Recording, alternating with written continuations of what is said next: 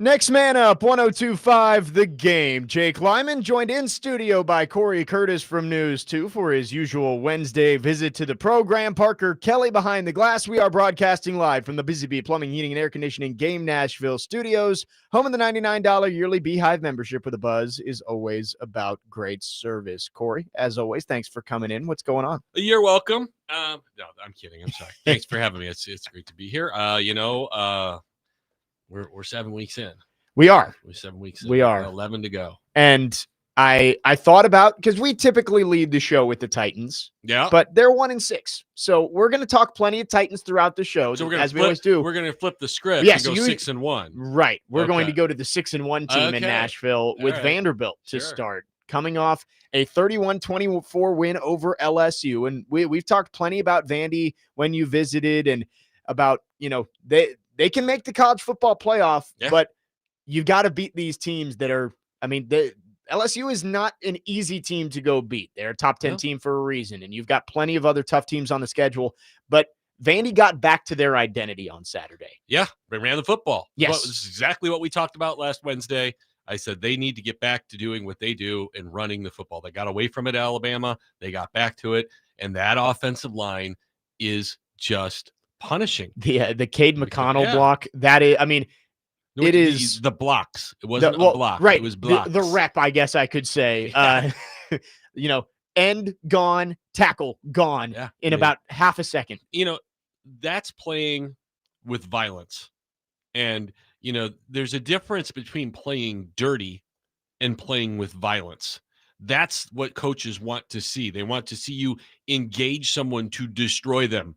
All right. Right. And that doesn't mean to hurt them. That doesn't mean, to catch them while they're not looking. That means, I'm at the line of scrimmage, and if you're here, you got to go. And, I'm not going to just try to finesse you. He's 6'5", 335 pounds. Okay. Not everybody who's 6'5", 335 uses it the same way. Yes. And this is a guy who sat the bench for 2 years at Minnesota. So, guy who's clearly learned to play. All right. And it's clearly, by the way, we always talk about, like, especially with the Titans, guys leave and they get better, or the guys come here and they don't get better. Yeah. Guys have come to Vanderbilt and gotten better. For sure. Okay. And so they deserve credit for that. But that is just symbolic of this offensive line. And we have been talking about this all season. Yeah. That they wear people out. And that is why I think they will go to the college football playoff. I think 4-1 gets them in. They could go 5-0, but I don't know if they will or not. And look, could they go 2-3 or 3? Sure. They could. They got nothing but SEC teams left on the calendar. Yes. But it's time to embrace it. And I know, because I talk to a lot of people about this now, because they want to know. They still want to say, yeah, but it's Vanderbilt. And you're not understanding. This is not Vanderbilt. This is a top 10 college football team. Yes. And honestly, Jake, if they started the year ranked 23rd in the country, where would they be ranked right now? Probably in the top 6 or 7. They'd be higher for sure. Julian Minnesone, who works with me at News 2, is an AP voter. He has them at number 8 on his ballot. And now he sees them more closely than most of the voters do.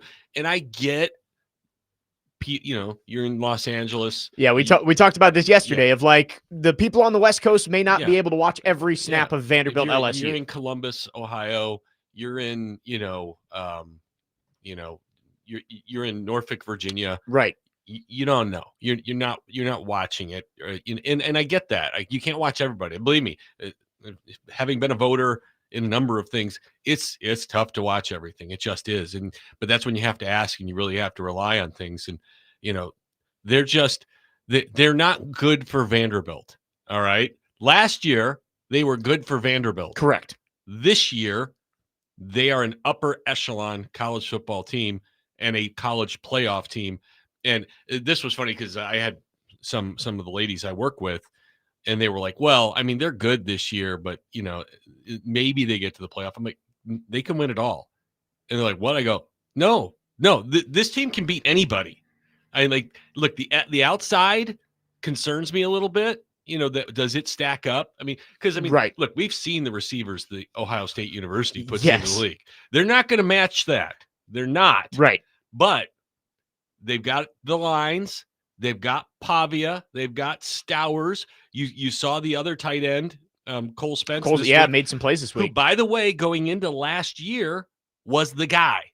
And they thought an NFL player. And so they could have 2 NFL players at tight end. So his performance yesterday shouldn't be, or not yesterday, this last weekend, Saturday, should not be that big of a surprise to everyone. So they do have players, but bottom line, when you can run the football against anybody, you are going to be in every game. Yeah, we've mentioned it throughout the season about how the biggest difference this year is in the trenches. Last year, both sides. Yes, the defensive line has been tough to stop too because they can just rotate guys in and out. They've got 9 different guys who play significant snaps on the defensive line. Yeah. And that's just real. Right. That's it. And last year, I think you're right. They were good for a Vanderbilt team because they found a guy who could elevate a lot of other players on that team. And they brought in more talent, but this year they have turned this roster into an SEC roster, and you have a possible Heisman contender at quarterback. Yeah, well, he is a Heisman contender now.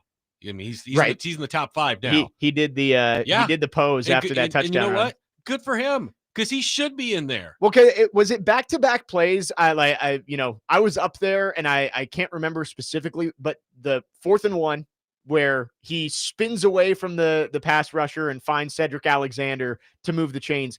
And it might have been the very next play, drop back, sees part, and he takes it in for the touchdown. I mean, but that's what he is. He's a dual threat guy. Yeah. And he can also play from the pocket some, but obviously he's better playing a little backyard football. Yeah. I mean, that's kind of who he is. And that's why you wonder what he will be, when he gets a chance in somebody's camp, in the NFL. But Diego Pavia is a dreamer. He's a dreamer. Yeah. And in the world, you've got like these type A list maker. I mean, Clark Lee, type A list maker, buttoned up. We're gonna connect all these dots and we're gonna do this. And that's not a bad thing. I'm just saying there couldn't be 2 more different people in the world than Diego Pavia and Clark Lee. Yes. But you need both of those guys to create, greatness. Mike Ditka and Jim McMahon were like oil and water. But together, they help make something great. And so, and I'm saying Clark and Diego are oil and water. They're just completely different. But Diego gave all those guys the dream. Yes. And he gave them permission to dream and believe that they could be more, because this is a kid from New Mexico who nobody believed anything in. I mean, you can take a lot from the Cam Ward story as well, that said, you are not going to define me. I will define me. We can define us. Don't let anybody put limitations on you. We all laughed at Clark Lee 2 years ago at SEC Media Days. Who's laughing now?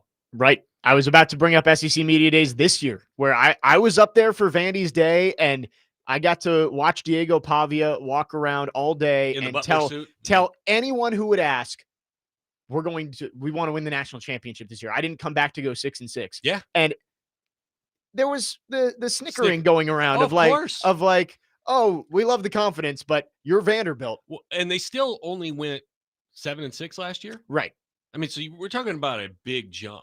We're talking about if they had gone 9-4 last year, I think people would take them more seriously. Yeah. But the way they finished last year in the SEC, and a lot of it had to do with Diego being hurt. Well, that's what we know, and not everybody else does. Right. You lost 28-7 to South Carolina. You lost at LSU. You went up early against Tennessee, and then Tennessee pulled away. And that's kind of what the SEC remembers Vandy at the end of last year.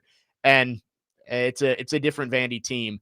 Right now, according to ESPN, 35% chance to make the college football playoff. I think I would have. I mean, I understand they have a metric for it. Yes, it's their FPI, which I'm not a huge fan of, but it's the only percentage that we have to work with. And look, this, like I said, the schedule's the schedule. They got Texas, Tennessee, Auburn, and Missouri this week. Weekend. If they don't play well this week, they're going to lose. For sure. And we're gonna talk about the schedule and how it lines up. You've got Missouri coming up this weekend at First Bank Stadium. College game day is in town for the first time since 2008. This is a massive game. And we said yesterday, we say it every week, this might be the most important game in Vanderbilt history. Well, when you keep winning, you keep creating the most The most, important. Yeah, right. yeah. I mean, every time you win, the next one yeah, gets more important. It's like stairs. You can't get to that top stair until you get to the second one. Yep. All right. And so they keep giving themselves permission to go up to the next step. And they're all these are I don't want to say they're playoff games because I think they can lose one and still get in. But for this game, this is a huge football game. They're both in the same boat where if they win, they are in position A to make the playoffs. Yes. If Vanderbilt wins this week, all they have to do, and again, easier said than done, beat the 2 0-4 teams in the SEC at home, and you go to Neyland Stadium with a chance to go to the playoff. Yeah. No questions asked. If you win or lose against Texas, if you beat the other two, you can make it a win and in game in Knoxville. Right. But if you win all of them before you get Knoxville, you might be good before you even show up. You're right. You might already be in. And it's going to be interesting to see what is Tennessee. At this point, what's Tennessee 5-2? Yes, they are 5-2. So their playoffs start this week. Yes, and frankly, their schedule is a lot easier. They've got Oklahoma and they've got Vandy. Yep, and at Florida, which the Swamp is a tough place to go play for Tennessee. Do we even know who their coach is? We don't. Well, I'm sure they've announced an interim head coach. Okay. I haven't paid attention to it, but yes, Billy Napier is gone. Wesson Clarksville It's their wide receivers coach, Gonzalez. Okay. Well, gotcha. That makes a lot of sense. Gotcha. Wesson Clarksville on the text line asks, so does a 2-loss UT team have a better chance at playoffs than a 1-loss Vandy?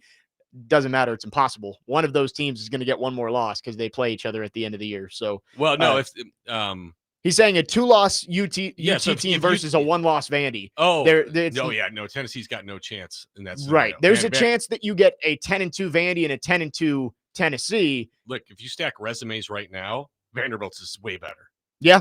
I would agree with you. I mean, what good wins does Tennessee have? Yeah, I mean, Mississippi State's better than you thought they would be, but I still wouldn't put that as a marquee win. You won in overtime. You held on against Arkansas. Honestly, you beat a bad Syracuse team. The biggest data point for Tennessee is that you should have beaten Georgia, but close only counts in horseshoes and hand grenades. Well, Mississippi State could say we should have beaten them. That's true. They have not been as Vanderbilt's got road win at Virginia Tech, road win at South Carolina, just beat LSU. Yep. Their resume is more impressive. And if you do get to the point where you're 10-2, that means you have 2 more wins against Missouri, Texas, or Tennessee, 2 of those 3. Yeah. So, I think Vandy at 10-2, it doesn't seem very possible that they're going to get left out. No, I don't think so. Although I do think there's going to be a lot of 10-2 SEC teams that have to be sorted through at the end of the year. I'd have to see who all plays who. Right. But that's the hard thing is that they're going to cannibalize each other. They are. And this always, the records are never as good at the end of the year as you think they're going to be. Right. They just aren't. Okay. So we'll wait and we'll see. 615-737-1025 is our phone number. If you want to text or call, our phone line's driven by WilsonCountyHyundai.com. Again, leading with Vanderbilt today as the Commodores are 6-1, 10th in the country, top 10 for the first time in nearly 80 years. And they've got College Game Day coming to campus this weekend. We'll continue to talk about the Commodores coming up next. We'll get into the Titans in the 10 o'clock hour. We'll talk some Preds after a tough loss last night and much more. Cory Curtis from News 2 in today. I'm Jake Lyman. Parker Kelly here on Next Man Up 102.5 The Game.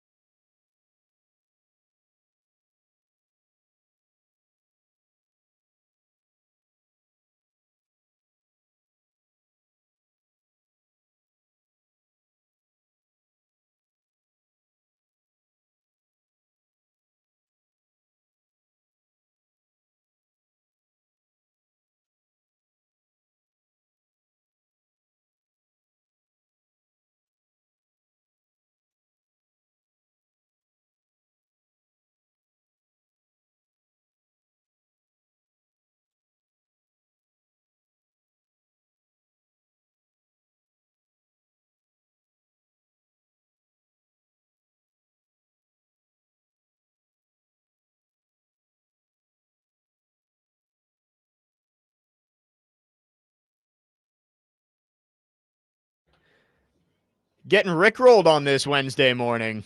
Ted Lasso. There you go.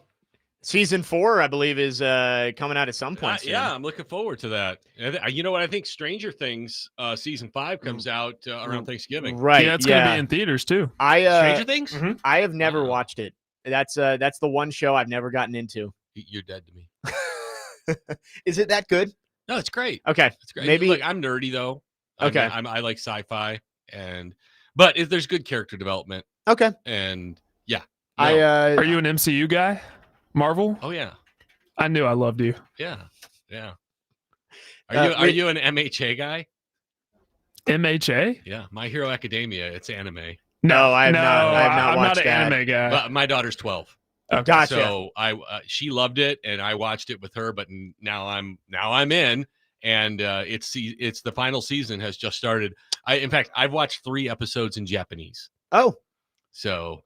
Wow. That's right. And I found something I have in common with Draymond Jones because he also watches anime now. Wow. And we're exchanging anime programs. There's another one on Netflix called Dan to Dan, which I highly recommend to everyone. Have you learned any Japanese on the way? No.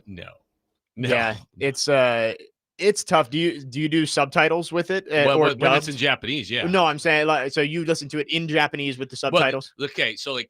The first 3 episodes of the final season are out. They're only released in Japanese. Oh, okay. Right they don't have the dubs. The dubs will eventually Gotcha. come out. That makes sense. That makes sense. Yes. I have not gotten into that. I've been watching. Have you seen The Boys on Amazon Prime? I have not, but I keep thinking that should be a show that I watch. I would say don't watch it with anybody under the age of maybe even 18. It is one of the grossest shows you'll ever watch, but it's very entertaining. And they have a spin-off Gen V that's been coming out lately. I have seen that. So I've seen the ads for it. And again, I'm like, these should probably be my shows. It's entertaining. It's basically like if all superheroes were horrible instead of heroes. Like that's the gist of it. 615-737-1025 is the phone number. Jake Lyman, Cory Curtis, Parker Kelly, next man up 1025 the game. Talking Vanderbilt to open up the show today. And Matt in Nashville on our text line actually brought me right to where I wanted to go next. So we talk about Vandy's upcoming schedule. You got 5 games to go. Yep. Missouri at Texas, Auburn, Kentucky at home, at Tennessee. They very well will be favored in at least 4 of them. And that's what I wanted to say is that you're going to be favored in your 3 home games, right? Like which is amazing because they just went 55 games in a row as without being favored in the SEC. And now we're looking at it saying you're favored against Missouri already. Yeah. I believe they're 2.5 point favorites right now. Which is a lower number than maybe, right. It is, but it isn't. It's the same as the LSU line. Yes. Auburn and Kentucky, again, those 2 teams are 0-4 in the conference. So you would expect Vandy would be favored. Texas is the interesting one. And Matt in Nashville asks, is it unrealistic to think Vandy would be favored in Austin? No, it's I not. don't think so. Like, what has Texas shown you this year outside of maybe the Oklahoma game? Yeah, I mean, they've been disappointing for every week but one. Yeah. I mean, the Oklahoma game was when you kind of thought maybe they've pulled out of it. Yeah. And then they go to overtime with Kentucky. Because rivalry games, anything can happen. Right. We always talk about that in the NFL. When you get into division games, everybody knows each other so well. Yeah. That you can kind of throw the records out, to use the old cliche. We'll get into the Titans and Colts today. That not going to be the case there. But 14.5 point favorites. Yeah. I mean, that was not a surprise. That was not a surprise. Honestly, it might be low. Okay. I'm kidding. When you get to a number that big, it's probably not low, but I know we're talking about Vanderbilt, but every Sunday I get the lines for the next Sunday emailed to me. Yeah. And I always put out a tweet saying the Titans have opened up this. As how many point underdogs? Yeah. Or favorite or whatever. I mean, it's been a while since I've been favorite. But inevitably, I am responded to with 15 different text tweets saying, not enough. Not enough. Not enough. And it's like, it's to the point now where I go, the Titans have opened this. I know it's not enough. He's come up with something original. For 14.5. I mean, you don't see those lines in the NFL. No, I think the biggest line I've ever seen was 20. Yes. And I can't remember who that was. I do remember seeing twice a couple of years ago. Might have even been the same year. I think it was the Bills were playing the Vikings, and the Bills were like, this was pre-Josh Allen or maybe Josh Allen's rookie year. and they were like 17-point dogs Okay. and won. So sometimes those big lines end up going the other way. I'm not picking that to happen. This is the highest scoring team in the NFL against the lowest scoring team in the NFL. 96 points. So through 7 games. So if you said the line was 20 in this game, I would agree with that. So I guess I will say, yeah, I don't think it's enough. I think it's low. Yeah. But I will support why I think it's low. Highest scoring team versus lowest scoring team. You've got about a 20-point difference between the two. Yeah. The Colts are at home. The Titans are minus Jeff Simmons, minus Calvin Ridley, minus L'Jarius Sneed until I know they're all going to play. Yeah. Which I'm not expecting. And so, yeah. Okay. You might not have your 3 most talented veteran players on that team. Well, the 3 guys who were supposed to be right. They were supposed to be your 3 best players. You know what? I'll rephrase. Your 3 highest paid players may not be on the field on Sunday. All right. In Simmons, Ridley, and Sneed. So back to Vanderbilt. Back to Vanderbilt. I think it's more than possible that they are favored in Austin. I think it's possible they're favored in Knoxville, depending on how things go.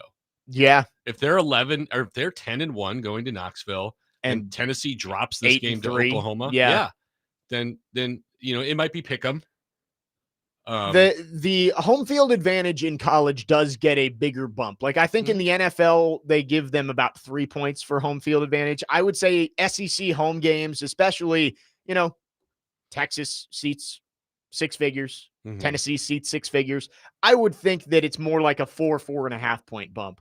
So if I had to guess, I think it's probably Texas by like 2 to 3, and Tennessee by 2 to 3 would be what it would open at right now. But we got some other games to play. Yeah, there's case dependent scenarios. I'm gonna look right now more like at Texas as a pick 'em.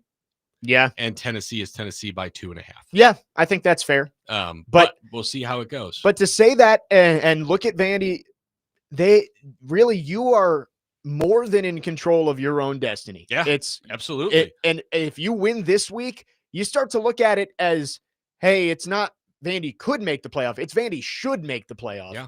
I saw yesterday ESPN put out an article, said that a win over Missouri would move Vandy's playoff chances to 49%, but that doesn't factor in any other games around the country.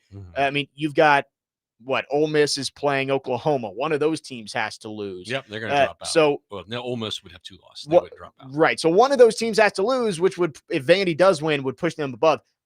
Vandy's going to have more than a 50% chance to make the playoff, according to ESPN, if you win this game on Saturday against Missouri. Yeah. So it's going to be a fun day on West End.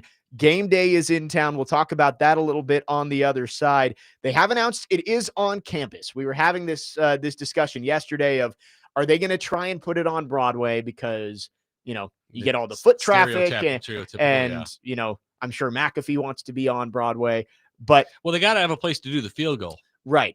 And the visual of kicking the field goal right down Broadway would be kind of cool. Yeah, kind of like when they did the NASCAR burnouts on Broadway. Right. So I understand why that was a thought, but they announced it is going to be on Wyatt Lawn on Vanderbilt's campus on Saturday. So exciting, 8:00 start for game day. That campus is so tight now. I know. I mean, and by tight, I mean every section of it's built up. Right. I mean, there's not a lot of spare acreage there. Yes. And so to find a space to do it is not that easy. They did have the volleyball game on Wyatt Lawn to open up the year too. So at least they've done a live event on Wyatt Lawn already this season. So you would think that they at least have some experience there. I did see right before I came into the building today, Brock Taylor is holding a kicking clinic for Vanderbilt students on Friday to get some of these students ready for their opportunity at the Pat McAfee kick. They don't want an Alabama incident. Right. We need to get Nick Frazier there. He has all the confidence in the world. He can make the kick. So. And it's like, if you have any thought of entering that raffle to do the kick, you should go. Give yourself a little bit of practice because, I mean, that's it's minimum $100,000 if you can make the kick. So should be a fun day. Game day on Saturday in Nashville. Yeah, I think I could punt it through. Yeah. Sadly, I don't think they let you do that. No, I can punt. Can Kirk throw it through the uprights for me too? Yeah. 615-737-1025 is the phone number. We'll talk some game day on the other side and talk about whether Vandy, game day was in Tuscaloosa a couple weeks ago. Vandy made some uncharacteristic mistakes? Can they block out the noise this week and get to 7-1? Jake Lyman, Cory Curtis, Parker Kelly with you on this Wednesday morning. Next man up, 102.5 The Game.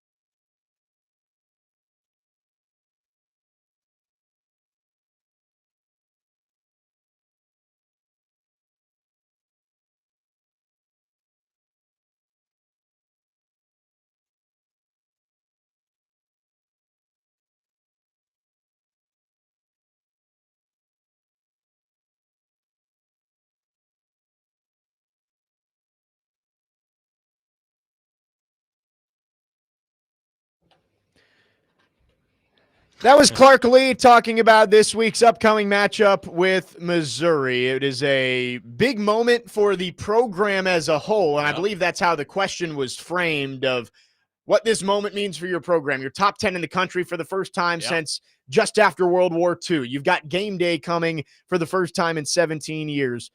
He wants his team to go out there, play loose, enjoy the moment, and hopefully able to get a win against Missouri. Jake Lyman, Cory Curtis, Parker Kelly, next man up, 102.5 The Game. It is a challenge, I'm sure, for this Vanderbilt team who Clark Lee said it right there. They want structure. They want to continue their process every single week, do it the same way. He's type A. But you're going to have, cameras in your facility this week. I saw Diego Pavia was doing an interview already this week. It's like you have to be able to understand how important having game day in town and the spotlight on your program is, but also not let that change the way you prepare for the game. You have to handle success. You have to handle success. And they've largely handled success ever since the Georgia State game. I think that game taught them about handling success. Yeah. And now this is a whole nother level. And, you're in the not just in the top 10 for the first time, but game days here. And the entire country is, and you knew the entire country was watching when you went to Alabama and everything. But this is kind of a coronation of you and your season. And if you don't follow through with it, it's kind of a funeral instead. All right. And so, you have to execute on the other end of it. You got all the other stuff. And so your preparation and how you handle it is going to determine what that other side is. But I agree with Clark when he talked about being this team rather than the program, because in this day of college football, it's different. You don't have 25-man recruiting classes stacked on top of each other and you're bringing back 75 guys every year. All right. This is different. You bring in a new recruiting class and an NIL recruiting class every year. So it's like the NFL where you have 30-40% turnover on your roster every year. So this year's team is this year's team. You have to work with it, you have to celebrate it, and you have to squeeze every drop out of it, because this year's team will not be next year's team. And that's whether you've got Diego Pavia or not. That's the reality of college football. You have to coach the season you are in. And, you can try to build some, you've got to have some guys back there, but it is not the same. No, it's not. It's a completely new world of college football. And I did like the way that Clark Lee put that it's not about this program. It's about this team. And Diego Pavia is the central part of that, obviously. And he's the straw that stirs the drink, baby. He's Reggie Jackson. But you got to have a drink too. And that I think that was what the Vanderbilt broadcast said, is like, he's the straw that stirs the drink, but the drink has to be there also. It can't just be ice cubes. And they have that with the offensive line and the weapons that they've brought Alexander in. And right, Showers. right. Yeah. So, but all of the comments you see about Vandy is like, oh, well, Diego Pavia, when he's gone, they're going to go back to same old Vanderbilt. And I don't see that happening. Now, is this a window for them to go to a college football playoff with Diego Pavia? Yes. And do I think that they may fall a little back to being a 7-win team, an 8-win team next year without Diego Pavia? Maybe. It depends on who they bring in to replace him. Well, that's the great challenge for them. What are they after Pavia? Right. Is this just a blip on the radar, or have they indeed got the infrastructure in place? Because that's what a lot of people don't talk about, is you've got the stadium, you've got the NIL package now. Yep. You've got an understanding of the portal. You've got the head coach who's got Jerry Kill on his staff and the support that he needs. And so, you've got all these layers to make yourself successful. And Pavia is the dot of the I. Yes. And that's what everybody sees. And it's hugely important. And when you take that away, it's a big piece to take away. But we're going to find out how truly good those other layers that they have stacked are. Yes. And I think that's a perfect way to put it, is everybody from the outside, I think, just sees Diego Pavia and says once he leaves, they're going to be same old Vanderbilt 2-10 every single year. And I don't see that. I think, yes, Diego Pavia has given them a window to go do things that you didn't think were possible 2 years ago. Right. You can go to the college football playoff with Diego Pavia, but this team isn't going to turn back into being 0-8 in the SEC. No. I think maybe it takes a step back next year without Pavia. Sure. But they continue to build the program and they can be a consistent contender in the SEC. He's a Heisman candidate quarterback. All right. So when are they going to have a Heisman candidate quarterback again? Yeah. I don't know. So yeah, you should have every reason to say they're going to take a step back next year, because until they get another guy who's even close to that caliber, they're a good football team. I mean, like you said, their lines are good. I don't care who the quarterback is; they can run the football. Yep. All right. But Pavia gives them a chance at greatness. For sure. That's that. Look, it's why Tennessee needed Joey Aguilar, right? Because what would Tennessee be without Joey Aguilar? They'd be struggling. Yeah. They'd be struggling. We already talked about how he's overachieved and he's better, and they're a little better than we expected because Joey Aguilar. Alabama comes out of the gate. What happens? They lose to Florida State, who we're finding out now isn't that good. Ty Simpson, not great in that game. Everybody wondering, is he going to make it or is he going to get passed up? Well, now he's the leading candidate. He's the Heisman favorite. They haven't lost since.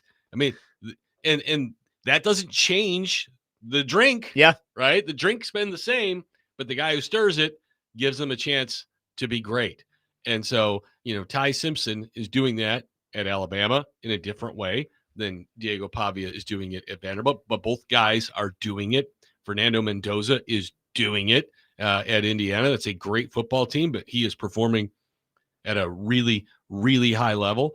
And so, Vanderbilt's got a lot of questions to answer next year, but one of them is it's going to be a huge shadow for whoever takes over that. Yeah, they're going to be compared. Are huge shoes to fill. They might be only size 9s. I don't know. He's not that big of a guy, but I mean, look, he could break me in half. But by quarterback terms, yeah, he's not a huge guy. But the shadow is going to be enormous. Yep, enormous, because they'll play South Carolina and say they lose 31-25, and people go, "God, if we just had Pavia, we win that game."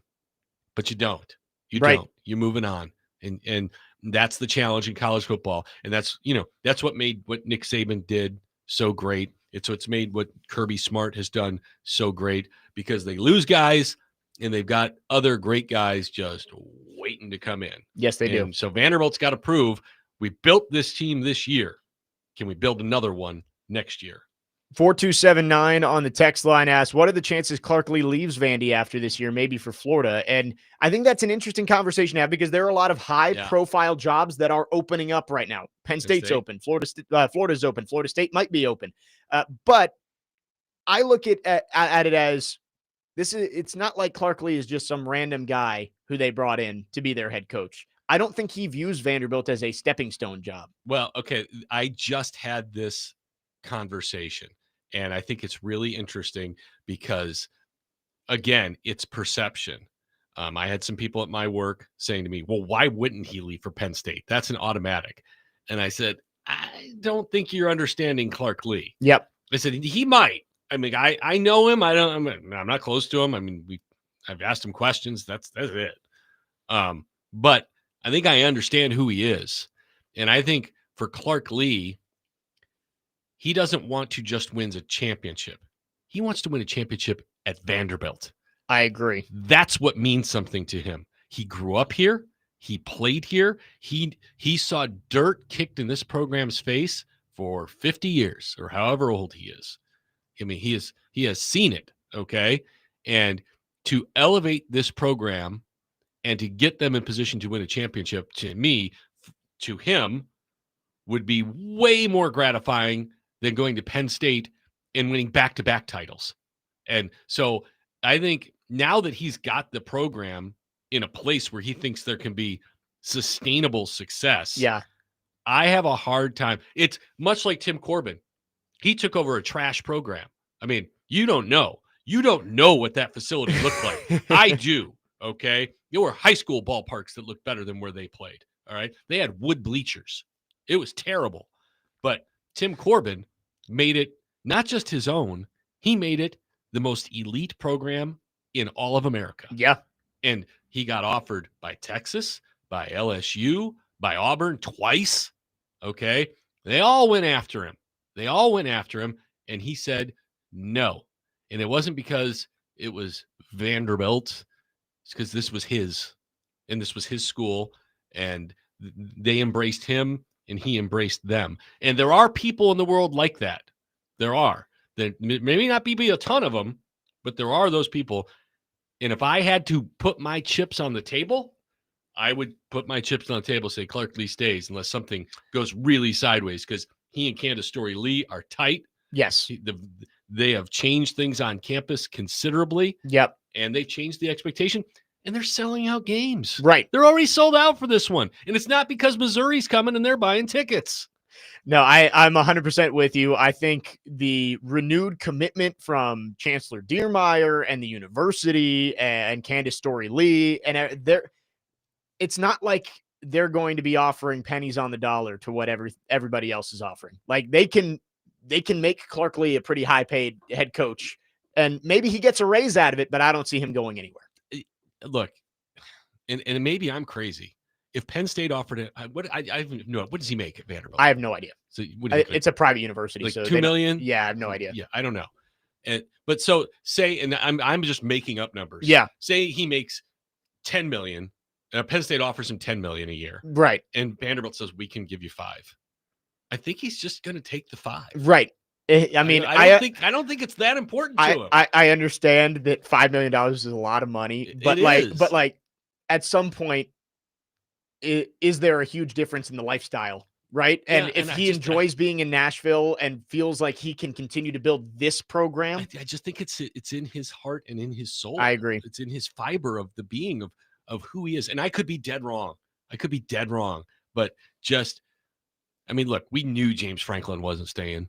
Yeah. We knew once he got a better offer, he was going to be gone. And really, nobody could blame him because he was playing with a stacked deck against him. And you didn't know if it was sustainable, the success that he was having. Yeah. I mean, and he'd had a few issues, by the way, along the way that off the field that were a problem and that were changing the way he was going to be able to do his job. Yeah. And, so he got out of Dodge. There's no reason for Clark Lee to get out of Dodge. Yeah, I don't think so either. Kevin says Corbin helped bring Lee in, so I don't think either would leave. So that maybe that's, those two together. Yeah. We also, we always wondered if Corbin could be the next athletic director. Yeah. But I think Candace Story-Lee, she's doing a great job. She's going to be there a long time. Yes, I think so too. 615-737-1025 is the phone number. We'll wrap up our conversation on Vandy on the other side. Got to talk the Heisman race because Diego Pavia is right in the thick of it. Jake Lyman, Cory Curtis, Parker Kelly, next man up, 1025 The Game.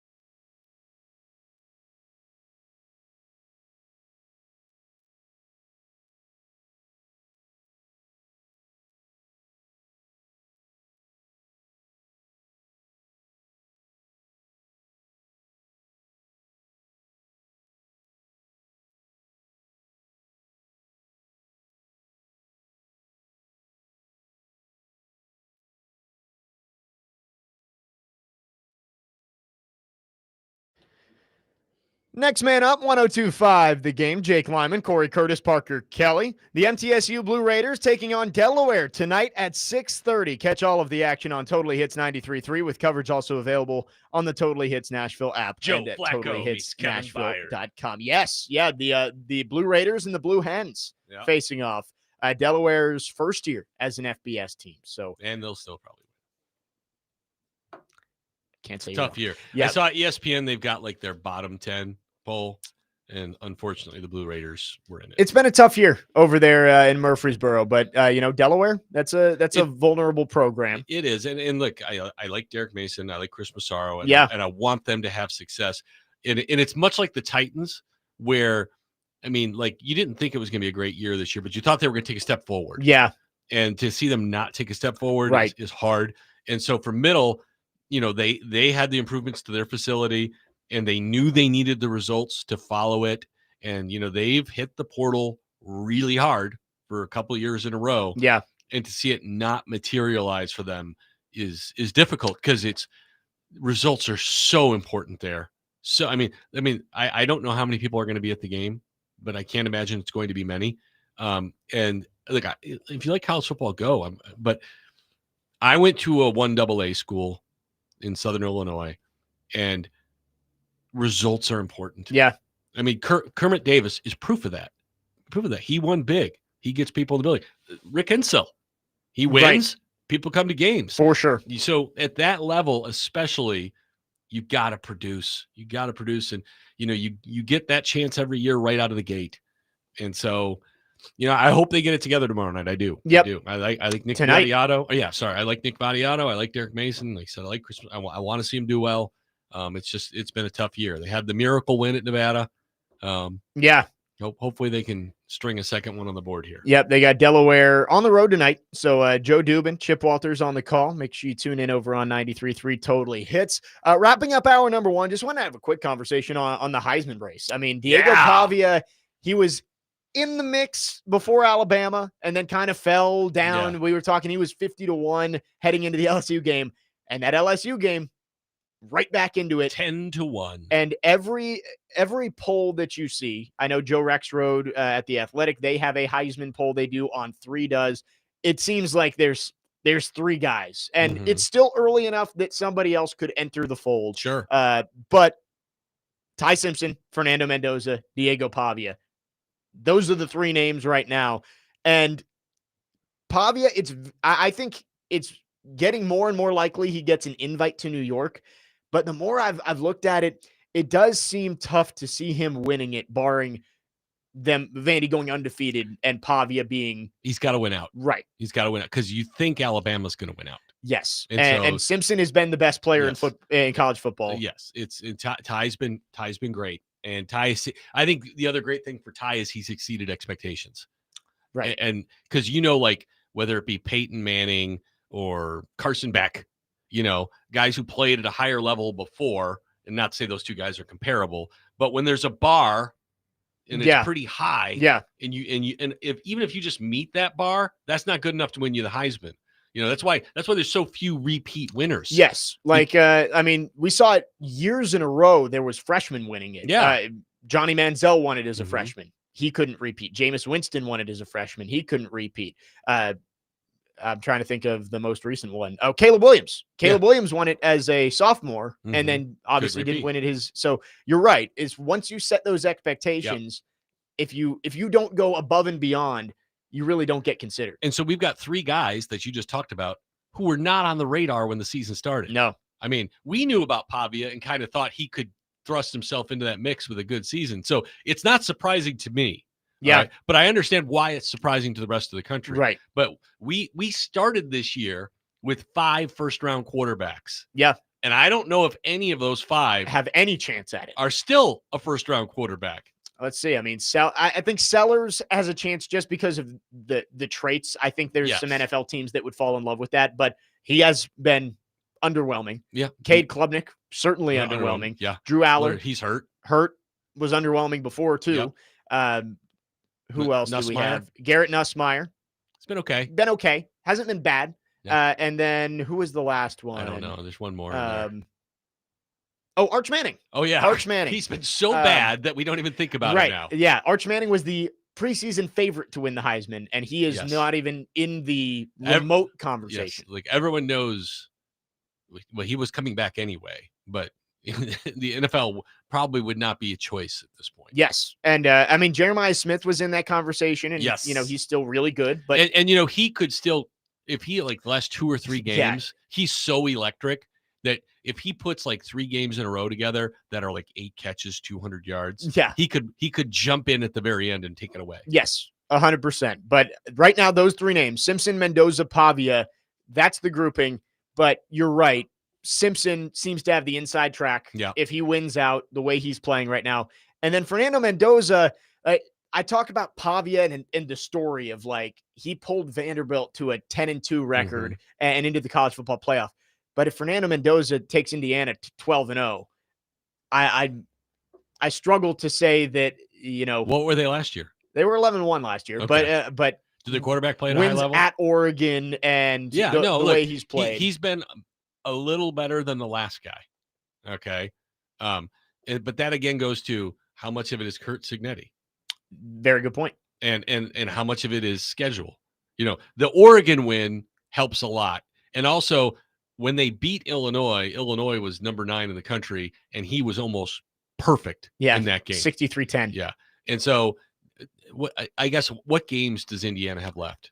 Penn State is really the only one that is. But they got 4 losses. And Drew Aller is gone. I think that is where Mendoza is going to struggle, and that is with the qualifications of who he's beaten and when. And you also look at it as there is, the Heisman moment is maybe overblown. No. But having a moment in November that catches national attention can propel you. And absolutely, of those guys, Diego's going to have the biggest opportunity to do it. Look, if Diego goes to Knoxville and leads Vanderbilt on a game-winning drive to get into the college football playoff, and he scores a touchdown and he strikes the pose on the checkerboard, with zeros on the clock.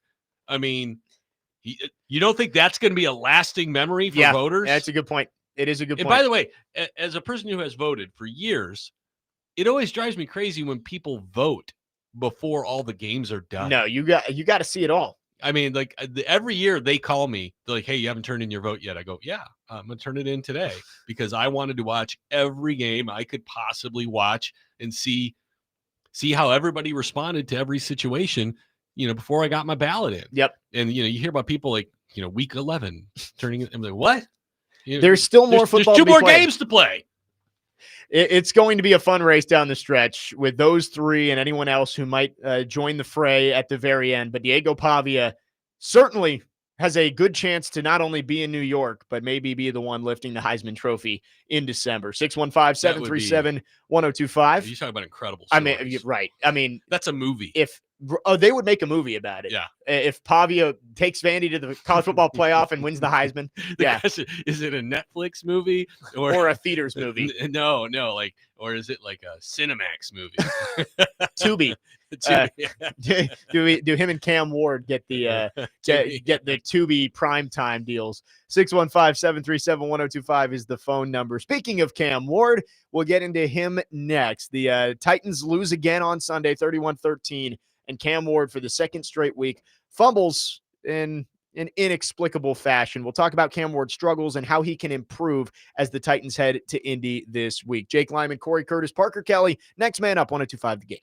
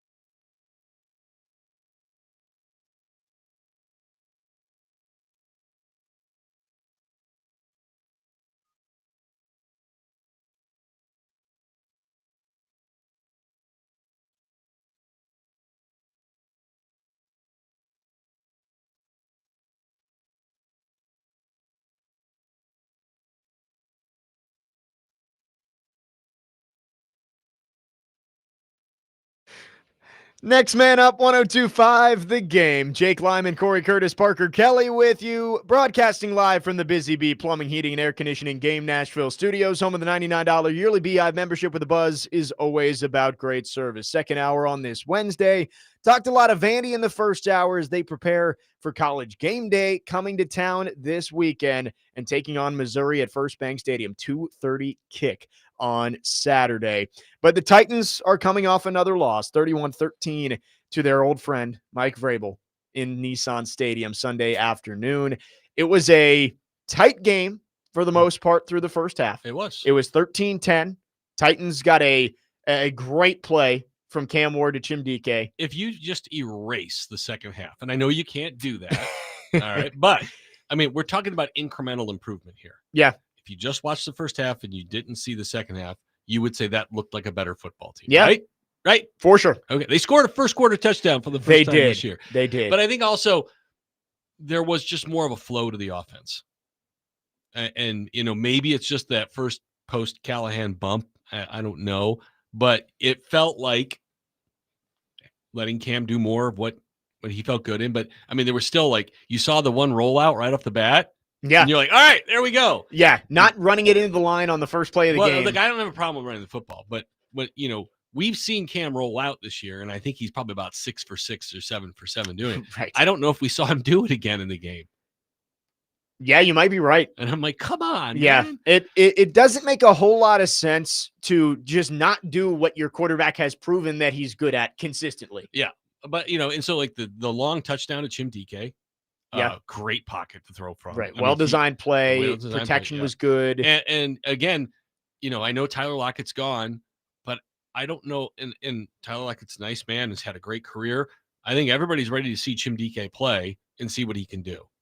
Right. I mean, it's not like you mean he had 10 catches for 70 yards. Lockett. Yes. I'm not talking about in a game. I'm talking about for the season. Chimdike had more yards in the first half than Tyler Lockett had the whole year. Okay. So, you're at a point where you're like, okay, he needs to play anyway. And look, Lockett didn't leave because I don't like it here. He left because he saw the writing on the wall. He was getting passed up. He's not stupid. And he didn't want to sit the bench or get released. Because that's probably what was going to happen. He was probably going to get released at some point. I think if he had any trade value, he would be gone. Yeah, and he doesn't. That's right. Like, who's going to pick him up? I'm like, no one. I mentioned this yesterday on the show. I saw some Giants fan tweet, he should come be our wide receiver 1 for the rest of the season. I'm like, what? Sorry, Tyler Lockett is not Tyler Lockett of Russell Wilson days. Like, no, this is a guy who was brought in mostly just to be a placeholder until the Titans got their young guys in place. They needed a veteran. Yes. They needed a veteran. And there's nothing wrong with that. The Titans made 2 moves in the offseason to get veteran wide receivers. Yeah. You got Van Jefferson to be the Alec Manor placeholder. By the way, has played pretty well for this team. Yeah. For everybody who wanted to cut him. After the one drop in Atlanta. Drop, I mean, he had 4 more catches for 45 yards in this game. Yeah. And look, I'm not saying he's wide receiver 1 or wide receiver 2. But he's a great wide receiver 4 or 5. Yeah. Yeah. I mean, it's a guy who has done it in the NFL for a long time. He's had a 700-yard season, I believe. 800-yard season. When the Rams won the Super Bowl, he was I think he was an 850-yard receiver right when the Rams won the Super Bowl. He was an integral piece of their attack. Yes, and you don't want to rely on Van Jefferson to be on the field for 45 snaps a game, but if he's your backup, that's a guy who sees the field 15, 20 snaps a game. That's a pretty good guy to have. He had 4 catches for 45 yards. He moved the chains. He's a big target.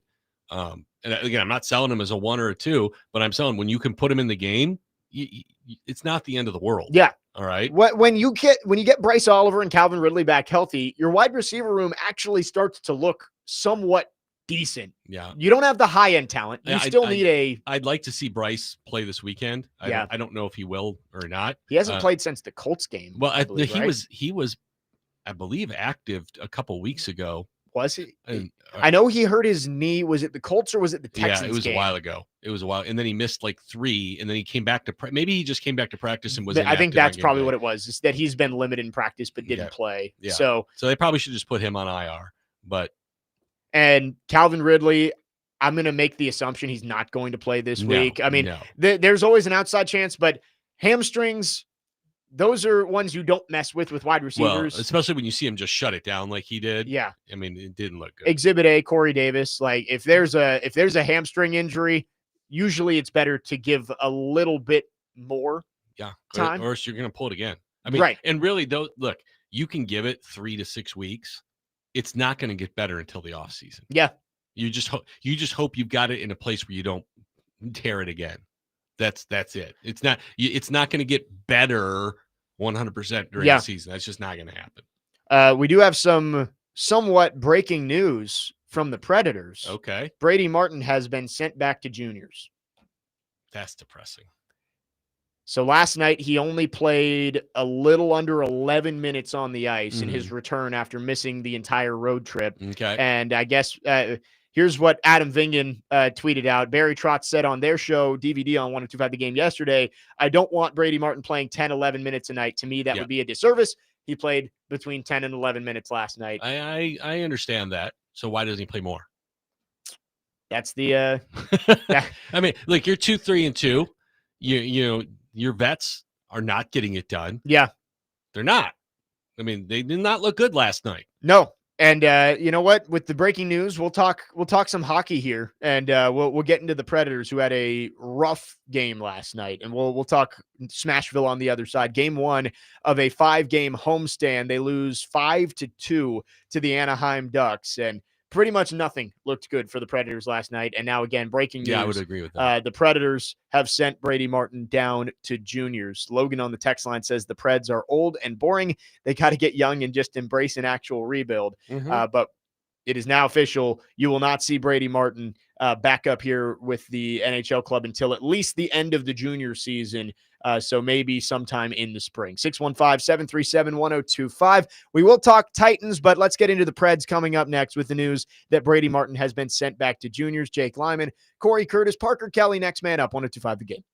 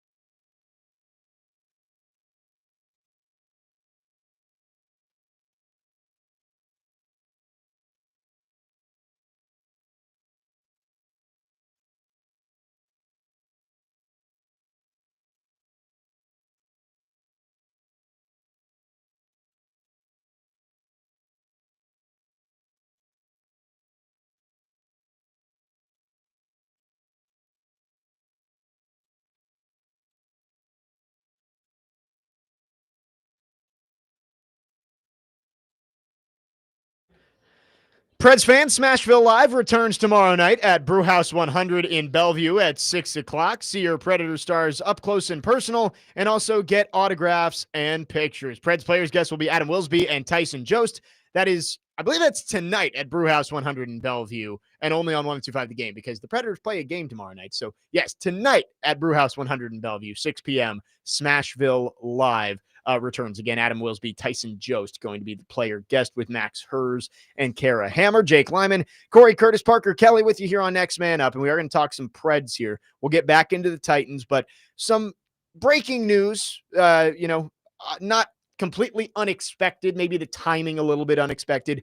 Brady Martin, the number 5 pick in the NHL draft this year for the Predators, has been sent back to his juniors team in the OHL after playing just 3 games with the Predators, not exceeding more than, I believe, 12 minutes on the ice. So, but I think they went 2-1 in those games. They went 1-1-1. 1-1-1. Yes. Okay. They won the opener, then overtime loss against Utah, and then the loss last night against Anaheim. And they are 2-3-2 right now. Yeah, so he was not holding them back. No, he was not. And he did not play at all on the road, which we've talked about, likely because they don't get the last change, and you want to make sure you have the right matchup on the ice with Brady Martin. But Barry Trotz said on DVD yesterday that he believed it was a disservice to only have Brady Martin on the ice for 10 to 11 minutes a game, and he played 10 minutes and 51 seconds last night, and he has been sent back to juniors. So the Predators will not see him until at least the end of his juniors team, and probably likely not till next season. So let's get to some of your reaction on this. Chip from Mount Juliet says, same trend for Preds. He asks, how long is Brunette's leash? And oh my gosh, it's got to be getting short. Yeah, and hockey is one of those. It's the sport, I think, with the shortest leash among coaches and managers. Like, well, I mean, what did Burnett talk about last night? We didn't play at a level that they needed to. They play it right. It was bad last. Well, I mean, but that's what he said. Yeah. Okay. And so that's what we heard last year, is they weren't playing on the level they needed to play on, and unless you're going to get rid of, and like, I'm not sitting here saying, oh, you got to fire him, but if he can't get them to play at that level, then you gotta find why. Yeah, why? And I think you liked that the defense started to look better in front of UC Saros. Like, first 4 games, you could see that the adjustments that they made were actually paying dividends, and you were getting less high danger scoring opportunities against UC Saros. And then yesterday, Brady Shea with 2 horrible shifts, turnovers in the defensive zone that lead directly to goals. You've got to see progress. It's the same thing as Brian Callahan, right? Like, sure. Like, there were conversations last year. Except Burnett did have a winning season. He did, yes. Andrew Burnett proved that he could do it. Yep. His first year, they had the 19-game point streak. But that was a young team. Yes. And now he's got an old team. And he had an old team last year. So there's a common thread there about who he can pull along and who he's pulled along. And again, I could be dead wrong. I mean, Adam, Robbie, they're much more plugged into the team than I am. For sure. I get over there when I can and watch what I can. But like I said, I saw a team that overachieved 2 years ago, and I've seen a team that underachieved last year, started this year hopeful. And like you said, hey, they look better defensively, but last night looked like last year. Yes. So they reverted back to last year's defense, and the defense, maybe it was just a bad night. And you haven't seen Nick Hague on the ice yet, who probably the biggest name free agent acquisition that this team was able to bring in. He's been injured. You haven't gotten him back on the ice yet. But the biggest concern to me with the Predators is they can't score 5-on-5 with all of the goal scorers that they've got in. Well, that's a problem because they can't score on the power play. And that was where I was going, is that even when you get on the man advantage, they only have 2 goals on the power play this year? You're skirting the issue. All right. Steven Stamkos isn't the player that they thought he was going to be. Right? Yeah. I mean, Stamkos and Marchessault. You bring those guys in who they are the all-time leading goal scorers for their previous organizations, and neither of them have been impact players for this team. I mean, Stamkos has 600 career goals almost. I think he was at 555 or something when he started last year. Yes. And he has never looked comfortable, never looked happy. Yeah. And outside of, and again, I don't see everything. I don't know everything. I see him park on that left circle and look for slap shots, but I don't see a lot more. Marchessault throws his body around. He just hasn't been able to finish as much, and just maybe hasn't found the pairing of his liking. But look, you were expecting minimum 60 goals from those two. Yeah. Right. I mean, when you made those signings, it was to go all in, and you finished third to last in the NHL last year. And now you're tied to those contracts. Yes. And you can't get out of it. You need those guys to produce at a higher level. I think Stamkos has 1 goal. Does Marchessault have a goal? He has 2. He has 2 goals. Okay. Yeah, I think he got them both in Canada, right? He had at least 1 on the homestand. Okay. Or no, maybe you're right. You might. It doesn't matter. Right. It doesn't matter. But neither of them are producing the way they need to. No, they're not. They're not getting enough. I think Forsberg got his 2nd last night. Yes. But look, when I watch this team, Forsberg is still a force, but the one guy who I feel like really can create offense for them is still Roman Josi from the blue line. Yep. He gets the puck on his stick. He can still beat everyone to the boards on the back wall, race around the net, and create space and open things up. He did it again last night. I'm like, he's the only guy in this team who can really create that offense because he's got that speed. And Anaheim's a fast team, and they made him pay. And so, they got to get faster. They got to create more. And it's like Jeffrey Simmons always says, our best players need to be our best players. Yep. And that's not happening. It's disappointing for this team because it's the high-priced guys you brought in aren't living up to expectations, and the young guys don't seem to be developing. You haven't seen enough from Fedor Svechkov so far this year. Luke Evangelista's had his moments, but he's not putting the puck in the net. You need better from everyone. And Steven Stamkos had some interesting comments yesterday. Emma Lingen putting this out on X yesterday in the afternoon. So this was before yesterday's game. He says, it's tough. I mean, we have some pretty good offensive players that want to produce to help our team win. When you're not helping in that regard, it's tough. No one's going to talk about, oh, you made a good defensive play or you're playing well defensively in the games that we're not winning. It's like we need to find a way to score some more goals. We're not a team that is going to go out and score 4 or 5 goals every night. I think we can all agree on that, right? Yeah, but you got to score 3. Yes. You got to score 3 to give 3 is kind of the magical number. I'm not asking them to go score 5 a night. Yeah. I'm asking them to score 3. Well, right. I mean, how many 3-2 losses did the Preds have over the last couple of years? Yeah. And how many 2-1, 3-2 losses turn into 5-2, 6-2 losses because of empty netters? Yep. I mean, they had the 7-4 game the other night where they gave up 3 empty netters. But yeah, I mean, that's it. I mean, that's and you can't, and I think this is part of the problem they got into last year, and they talked about it. They would get behind, or they were struggling so much to score goals, they lost their defensive, what's the word I'm looking, discipline. Yeah. Trying to score 3 goals at once. Right. And you have to continue. Fans hate it when I talk about this, and I get it. It's just like with the Titans and stuff. You have to continue to grind out and do the right things. And you just got to keep doing them and keep doing them and keep doing them and keep doing them until it breaks through and it gives you more. And you just have to keep doing the right things on defense to set yourself up for good things on offense until you can finally start breaking through.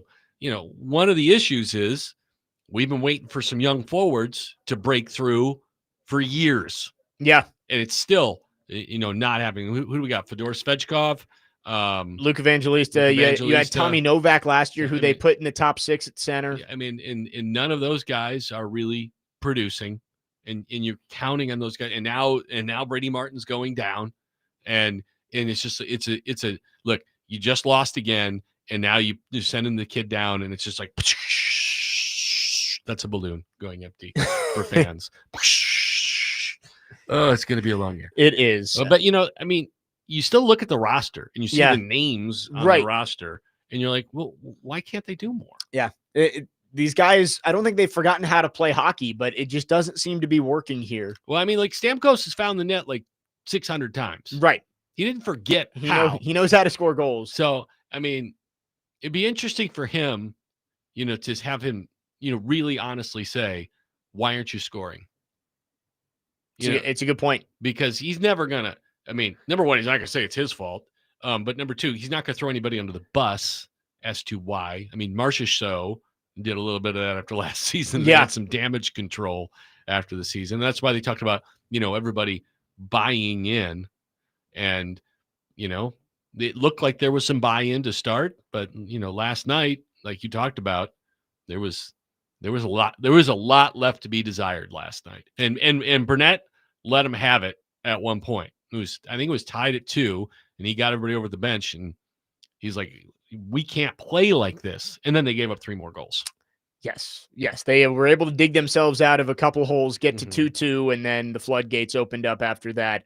Max Hers, looking at his lines from yesterday, they have at the very least moved Stamkos around, trying to find him the right running mates out there. He's played with Fedor Svechkov. He's played with Eric Hall in the middle. He's played with Ryan O'Reilly. They just can't seem to find that right spot for him to be in position to actually put the puck in the net. 615-737-1025 is the phone number. We will get to your phones. Dustin from Hopkinsville on the line. He texted, take my call. We will take it on the other side, Dustin, and we'll get to all of your other phones. Again, Brady Martin has been sent down after playing just 3 games with the Predators. He's going back to his juniors team, Preds, losing the opener of their 5-game homestand last night. Jake Lyman, Cory Curtis, Parker Kelly, next man up, 102.5 The Game.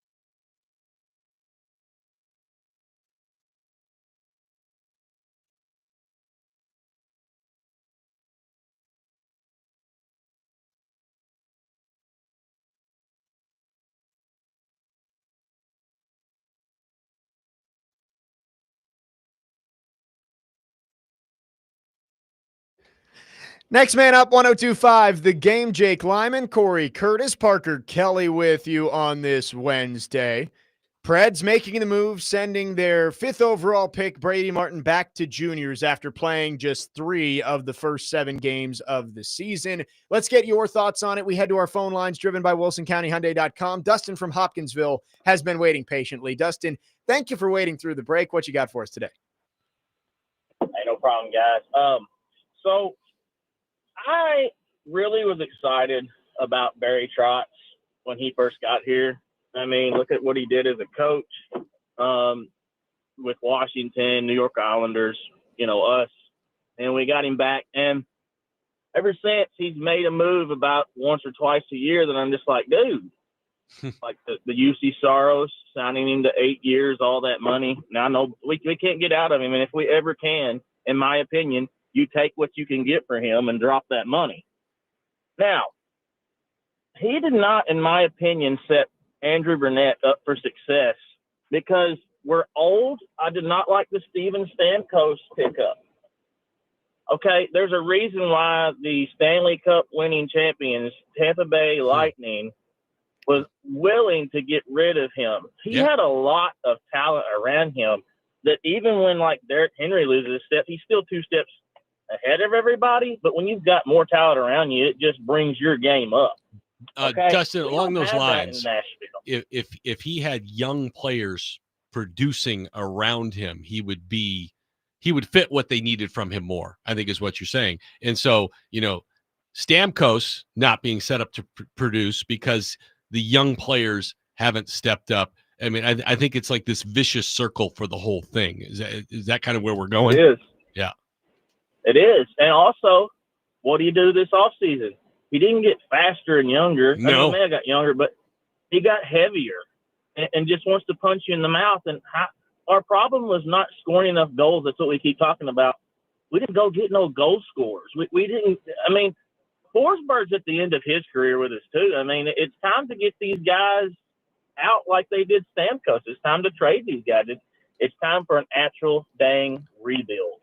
Well, I think I agree with Dustin to a degree on that. I think Forsberg got quite a few good years left in him. Yeah, but they need a new core, and that's what we've been talking about. When you're talking about a rebuild too, you need a new core because you've got Yossi, Forsberg, and Saros. They need Martin, Tanner Molendyke. Yes. Andrew Gibson, Matthew Wood. Yeah. Like, you need all those guys to step up. They need 3 of those guys to become the new core for this hockey team. Yep. And we need to see some sign that they're going to be it. Yep.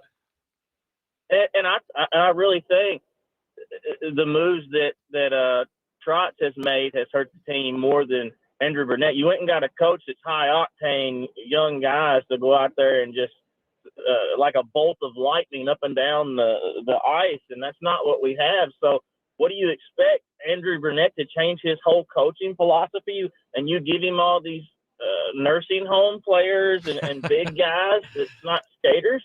Well, you coach the players you got, not the ones you want. But I agree with you that the coach and the GM do need to work hand in hand some. Yep.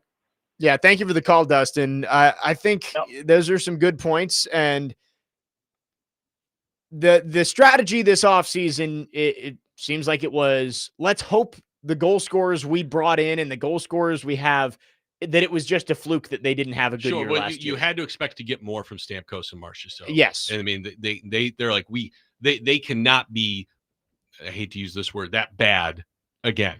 All right. They've got to get more. I know why they got bigger. Look who won the Stanley Cup. Yeah. Look how they did it. Okay.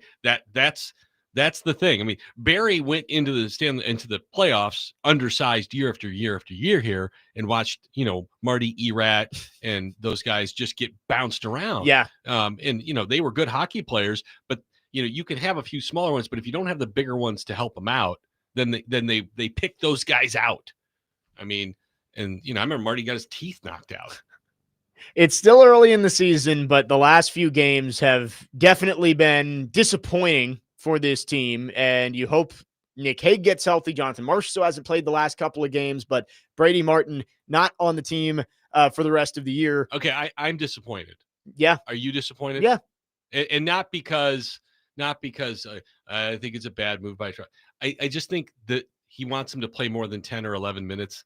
I don't love that reason. I don't love that reason. Yeah. I mean, because like Bedard came in and played for the Blackhawks right away, and you saw the talent, but I mean, he didn't dominate. No, he was not Connor McDavid. No, but he's still out there playing. Yeah. But guess what? They don't have a lot else. No, and I think even outside of being on the ice, I think Brady Martin can take a lot from practicing with these guys every day and being in the locker room playing with with them. Ryan O'Reilly and Philip Forsberg, I think is really beneficial to him. Even if it is only 10 or 11 minutes for the next 6 games, I think that still helps his development. But he is going to get to go play back in juniors and likely dominate the rest of the year. And you hope that he is a permanent part of the roster next season. Let's go back to our phone lines driven by WilsonCountyHyundai.com. Bob from Antioch is on the line. Bob, thanks for calling. Go ahead. Thank you. I kind of want to pursue what the previous caller was talking about. Last week, I went up to Montreal and saw the game up there. That's a fantastic place to see a game if you've never been up there. Original and 6. Yes. And in the overtime, Forsberg and Stamkos went down 2-0 and didn't score. And to me, that symbolizes the issue we're talking about. And I wanted to ask you about Forsberg. How much do you think he has left in the tank? Because of all those guys, I'm really kind of the most focused on him and also the most worried because he seems like he's lost a little bit. Well, okay. It looks like we lost you here, Bob. Look, the one thing about Philip is he's always been a little streaky. Yeah. And so there are times where he dips down and then he gets hot again and he scores. I mean, look, he still can put the puck in the net and he's still as reliable as anybody they've got putting the puck in the net. Is he a top, 5 forward of the National Hockey League? No, he's not. But he's still an all-star caliber player. Yeah. How old is he? 32? That sounds right. I mean,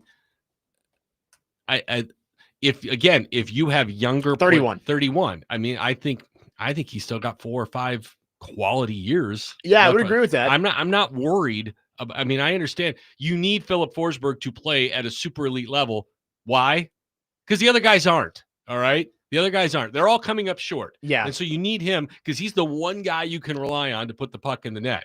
All right. And so, yeah, you 2 on none, they should score. Yeah. That Montreal game, you see what's happened since then, and you wonder how much of a gut punch that was. Yeah, absolutely. I wondered when it happened. Right. It's like you can't get the puck into the empty net. You give up a goal on the other end with 20 seconds left. Well, then you get the breakaway. You didn't even need to take that shot with the empty net. Right. You just got to try and I mean, you could run the clock out. Like he could have. Well, because there was a guy right in front of him, and he fired it right into his chest. He could have just taken the puck right into the corner and put his skate on it. And tried to make it impossible for them to score at the other end, or try to work an angle to the net because he didn't have one. Yeah, it wasn't a great choice. No, it wasn't. And like I understand it's an empty net. Blah blah blah blah blah blah. The clock is your friend there. Yes, yeah. It's not like there was a minute and a half left. If the guy wasn't there and the net was wide open, absolutely. But just to fire it right into his chest. Yeah, that wasn't a great decision. Yeah, and then as Bob was mentioning, you get that 2-on-0 with Forsberg and Stamkos in overtime. You can't score, and then you give up a goal with 2 seconds left. Yeah, it's like dropping a touchdown when you're like, that's got to be 6 points. Right, that's got to be a goal. Those 2 guys on a break, that's got to be a goal. And you've been outscored 9-3 since. So they've got to figure it out. You got 4 more games in a row here at home. Let's go back to our phone lines one more time on the Preds. Trey is on the line wanting to talk Preds. Trey, we're used to your Titans calls. What you got on the Preds today?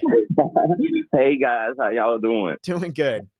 Hey, I just want to say, I know y'all, I followed hockey back when I was a kid back in Mississippi growing up, Channel 13 on ESPN.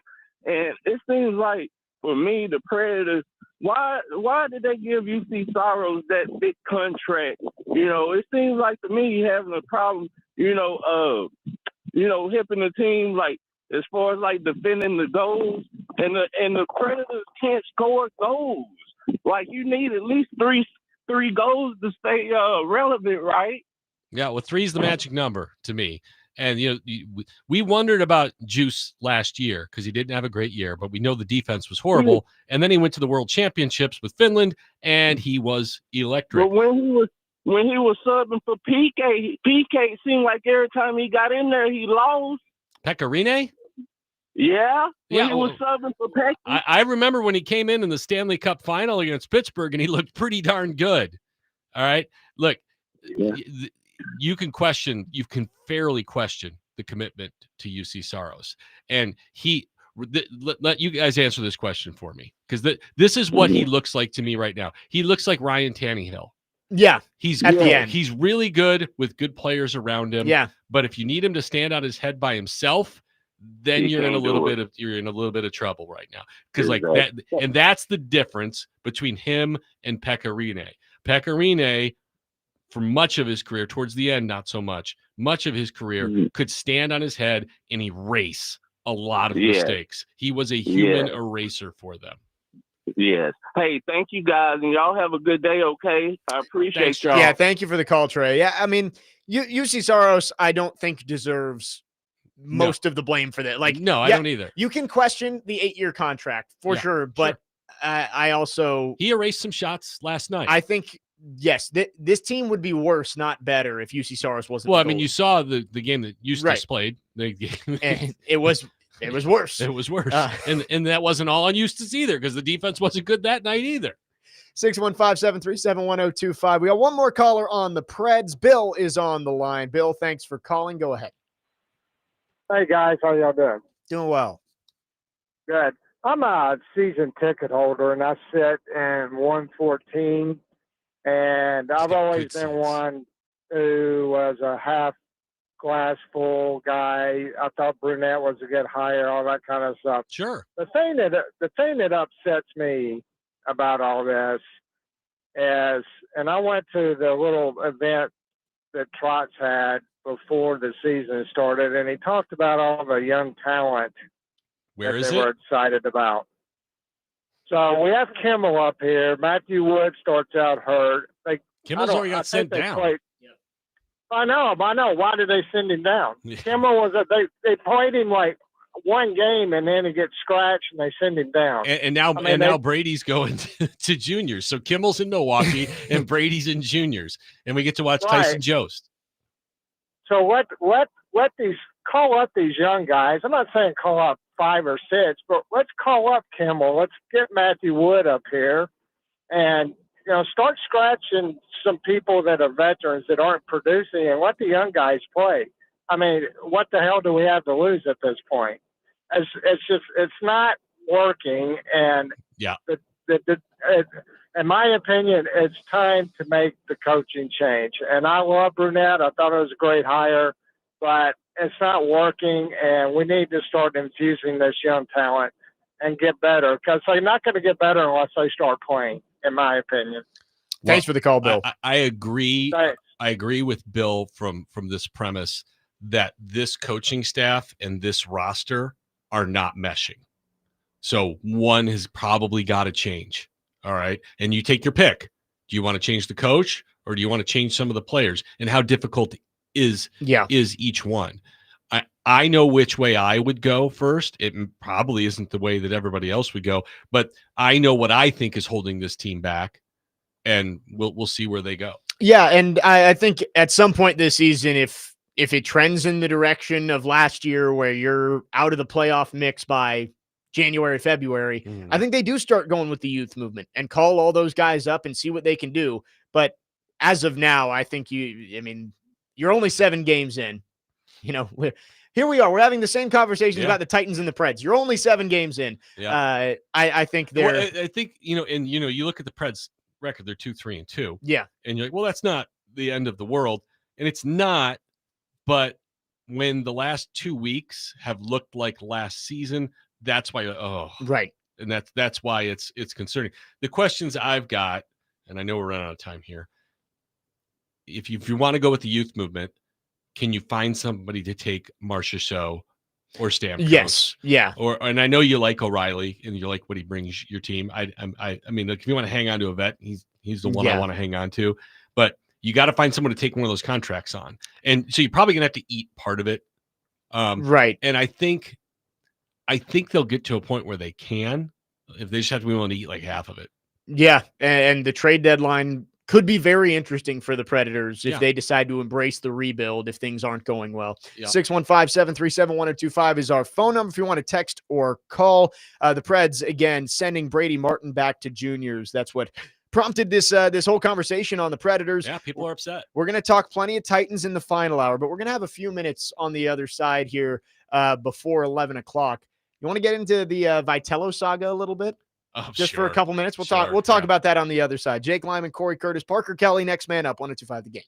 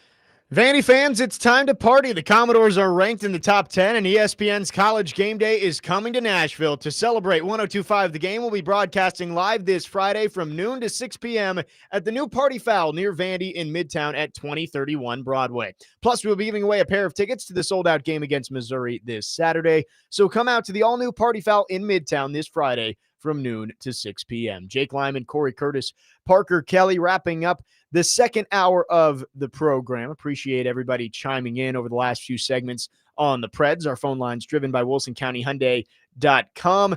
We only have a couple minutes in this segment. Did want to touch on the Tony Vitello stuff with the reports on Saturday that the San Francisco Giants were closing in on a deal with Tony Vitello to bring him in as the next manager of the team and pull him away from Tennessee. Then there was reports that a decision would be made within 72 hours, and that has since come and gone. Still no word of whether Vitello will stay in Knoxville. I saw a video where he looks like he's crying after talking to his team. He said to the fans, like, love y'all, thank y'all, yesterday after a scrimmage. So if I had to guess, I think he's leaving, mostly because those reports don't come out unless it's close, right? Yeah, I don't know what's holding it up, frankly. I mean, maybe he's hoping Tennessee makes him one more offer, but I feel like it shouldn't really be about the money because the money's probably about equal. It's got to be about where he feels like he can have the most success. Well, I mean, how important is checking that box? I mean, you're gonna be a manager of Major League Baseball. There's only so many of them. Yeah. And so, and I don't know if that was ever a box he wanted to check, but it's there. Yeah, when that gets put on your table, I'm sure that's hard to say no to. And I know he has built a great thing at Tennessee, and I'm not trying to talk him into leaving, but I'm like, when you look at it reasonably, if you go to the Giants and your way of doing things doesn't work out in the majors and you get fired in 6 months, I'm not saying that's what's going to happen. I'm doing kind of worst case scenario and say, you say you're one and done, you're out. Yeah. Okay. You got 15 schools right lined up to make you a rich man and tell you do whatever you want with their baseball. You would have no shortage of options to come back to college baseball. So it's not like, oh, am I going to end my career? No, you're not going to end your career. No. It's a good point. I mean, so it's just a matter of, he's still a young man, but nothing lasts forever either. And so is this your shot? And he's already won the national championship at Tennessee. So It's not like he's continued to come up short. What does he mean? 3 trips to Omaha? Yes. In 7 years, Parker? Yeah. 7 years? In the last 5 years. Well, he's been there 7 years, right? Yeah. Since 2018. They were terrible when he took over. So. I mean, I think he's going to end up going. 7268 on the text line says Danny White's silence during all of this is shocking. We were joking about there are some Vols fans who have made fake accounts saying that they're the biggest San Francisco Giants fans out there and basically trying to convince Buster Posey and the Giants not to hire Tony Vitello. I will tell you this. It is a boom or bust decision. And I generally think major league managers are overrated.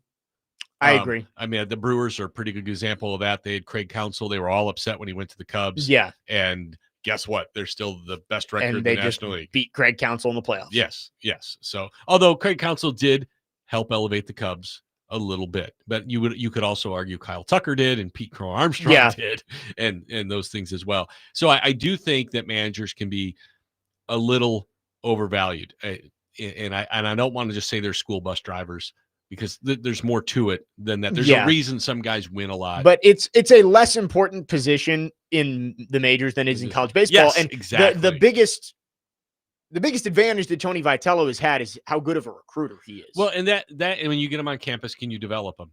And so when you're a major league manager, the development is done before you ever get them. Yeah. Yeah, that is true. So I mean, that's my thing is like, you're getting them when you think they're ready. All right. And so, but look, he's volatile. I mean, he's fiery and, he's got loads of personality. And I get that the Giants are trying to figure out, how do we deal with the Dodgers spending $500 million a year on players? Yeah. And I guess it can't hurt to think outside the box, yes, because clearly the stereotypical major league manager hasn't been working. No. And so what does he give them? He gives them voltage. And maybe that's what they're looking for. We need somebody to come in here and energize this team. We can't afford to go get a Shohei Ohtani. We can't do that. He's not available, number one. But number two, we can't afford it. Yeah. But we can bring this guy in, and we know this guy is going to get everybody's attention. Fans, players, media, everybody's. And so he can give us some voltage and hopefully get us competitive because we have talked about it. You just got to get to October and then cross your fingers and hope everything goes the way it goes. Yeah. Now, it's so funny because, the Dodgers were struggling with 8 million different things during the season, but still, wound up in October. And then in October, they're exactly the team you were afraid they were going to be. They are who we thought they were. And they just destroy everything in their path. By the way, Mookie Betts is sensational. Yes, he is. And he gets overlooked now because Shohei Ohtani is otherworldly. Yes. I mean, he is a unicorn. They should name him Kal-El. No, that's the greatest game in baseball history. Right. No one else has done 6 shutout innings, 10 strikeouts, 3 home runs. Yeah, no.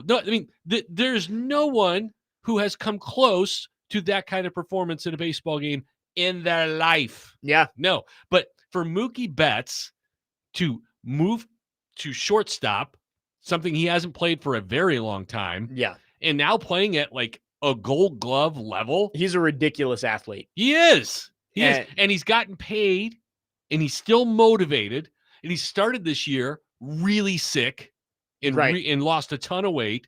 And guess what? October's here and Mookie Betts is Mookie Betts. And this would be his 3rd World Series championship, right? He won 1 with the Red Sox, and this would be the 2nd with the Dodgers. So, look, he's a Hall of Famer.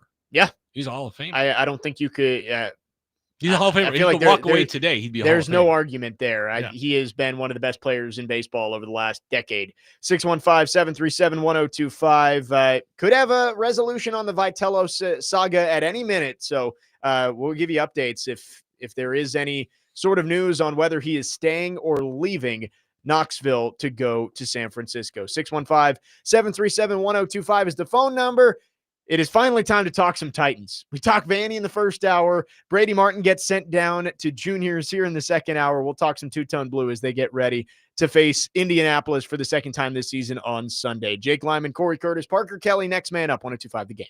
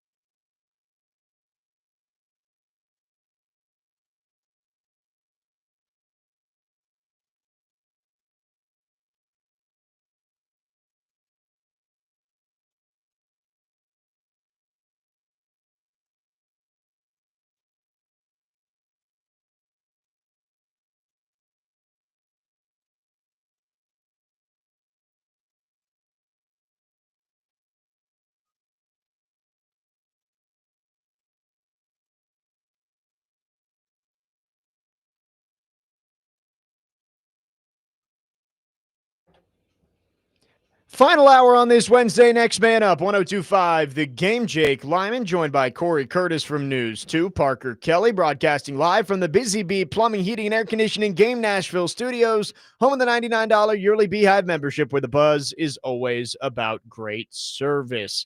Talking Titans in this final hour. Titans 1-6 after a 31-13 loss to the Patriots on Sunday. And we got into it a little bit before the Brady Martin news of Cam Ward and the struggles taking care of the football.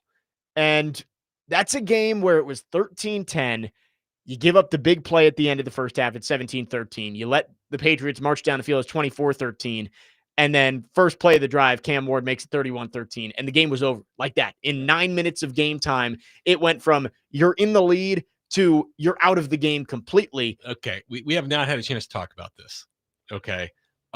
We haven't rehashed this game really at all. Yeah. Because I know, again, I said this Monday morning, I'll say it again now. The way I talk, I understand people want to throw up in their mouth a little bit because I sound like a coach who's like, well, we're 2 plays away from this. We're 2 plays away from that. When you look at this football game, it really swings on a couple plays. I mean, the Patriots are better. The Patriots are probably going to win the game. I'm not saying that. But when you look at the game, you've got the big touchdown going into the half. That's a big play, but that's not the end of the world. All right. You come out the second half. The Patriots commit a penalty on the opening kick. They're on their own 12. You get 2 stops on the first 2 plays. They have 3rd and 9 from their own 13. You are about to get the ball at least the 35, if not the 40-yard line. Right. All right. And you give up a 20-yard pass to Stephon Diggs. That is a killer. You have to get off the field. Now, you don't have Jeffrey Simmons, so that hurts at that point. But that's not a play anyone talks about because all we talk about is the fumble. The fumble's a huge play. I'm going to get there. Don't get me wrong, but that's a huge play. So it could have been 17-13, and you've got the ball at midfield with a chance, to run the football still and go and even if you kick a field goal, it's a 1-point game. All right. Yeah. And so you're still managing the game, but you give up that one. And that's a big one. And then I think there's 2 more 3rd down conversions on that drive. When was the one-handed 4th down one? There. Was that? That's that drive. Okay. Yeah. So then you get 4th and 1, and Cody Barton drops 5 to 7 yards off line. And if that's the call, I guess that's the call. But there's the call, and then there's reality. So I don't know who to blame for that, or if they're both to blame for that. Yeah. But if you have tight coverage on that guy, he's not going to make that catch. Correct. But he's by himself, so he's able to make this ridiculous one-handed catch and move the chains. But that was another chance to get off the field. And maybe you don't score on that drive because you're going to be inside your own 10. But you can run the ball, and maybe make a short throw, but you can punt and you can reset. Yep. You can reset, and you're still managing the game. They go down and they finish that drive and they score a touchdown, and now it's 24-13. So your offense has given you their best first half of the season. Your defense lost Jeffrey Simmons, and you've given up 2 big scores back to back, and now you're down 24-13. And now Cam fumbles and it's over. Yep. Because at that point you're chasing, and they're not good enough to chase. Okay, they're just not. Everyone knew the game was over at that point, and so it's fine. But when you look at that game, that's what it comes down to. Yeah. Just those handfuls of plays, and that's what made it 31-13. Again, ultimately the Patriots are better, and they're going to win that football game 99 out of 100 times. But there were a couple of plays where you could have turned, where you could have really made that a 4-quarter game. Yeah, Derek Mason has made a good point on DVD this week of the Titans may not be 20 points worse than the Patriots, but you had 4 or 5 plays that you are not good enough to overcome. Mm-hmm. Like, you cannot make those big mistakes in those moments. And the Cam Ward one is obviously going to be the one that people point at because it's the number 1 pick, and it's a funny looking play. Well, it's an unforced error. Yes, it was unforced error. It was something that it's like Kyler Murray having it snapped off his face. Right. It's a play that really cannot happen, should not happen. No. And Cam Ward and Mike McCoy have said as much, that that cannot happen again moving forward. Well, I mean, he talked about it in the post game. He's like, "Yeah, I just slipped," and I just said, "Well, dude, that's 2 weeks in a row." I said, "What's going on?" Because really, what's going on? Right. The first one, it was when the game was already over against the Raiders, and this is a crushing I think play. people were kind of like, "Oh, well, it happens every once in a while." 2 weeks in a row, but, that's something. And in a spot where 24-13, like, you're probably not coming back, but it's not impossible. 31-13, the game was over. That, to me, his possession of the ball is now a huge problem. Yep. Because I do not pretend to know what his grip on the football is. I don't know. But I don't understand that. I don't understand it. I don't. Now, we saw CJ Stroud do it on Monday night, but the ball got knocked out of his hands. Okay? Yeah. There's a difference. He just dropped it back-to-back weeks. Yes. And I don't understand that. I don't understand it at all. And it's a huge problem. There's other stuff of his game that I liked. Right. Okay. So we could talk about that too, but you can't overcome gifting 7 points away. Right. And that's actually where I wanted to go next is I thought Cam Ward, if you're just looking at what you wanted him to develop over the last couple weeks, the completion percentage is way up. 70% the last 2 weeks. He's made some plays downfield, but all of that gets overshadowed because he made a really disastrous, horrible play back-to-back weeks. Mm-hmm. Why has Cam Ward not been able to put a complete game together? And we'll get into that coming up next. Jake Lyman, Cory Curtis from News 2, Parker Kelly with you on this Wednesday. Again, we are broadcasting live from the Busy Bee Plumbing, Heating, and Air Conditioning Game Nashville studios. You can text or call. Our phone lines are driven by WilsonCountyHyundai.com. 615-737-1025 is the phone number. Talking more Titans on the other side here on Next Man Up, 102.5 The Game.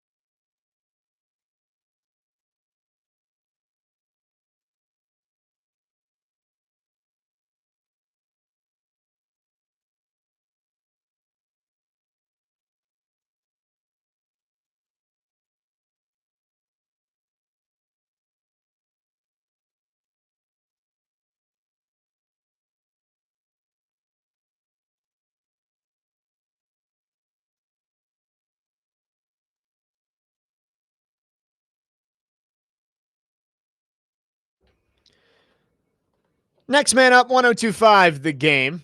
All of our friends hanging out here on this Wednesday morning.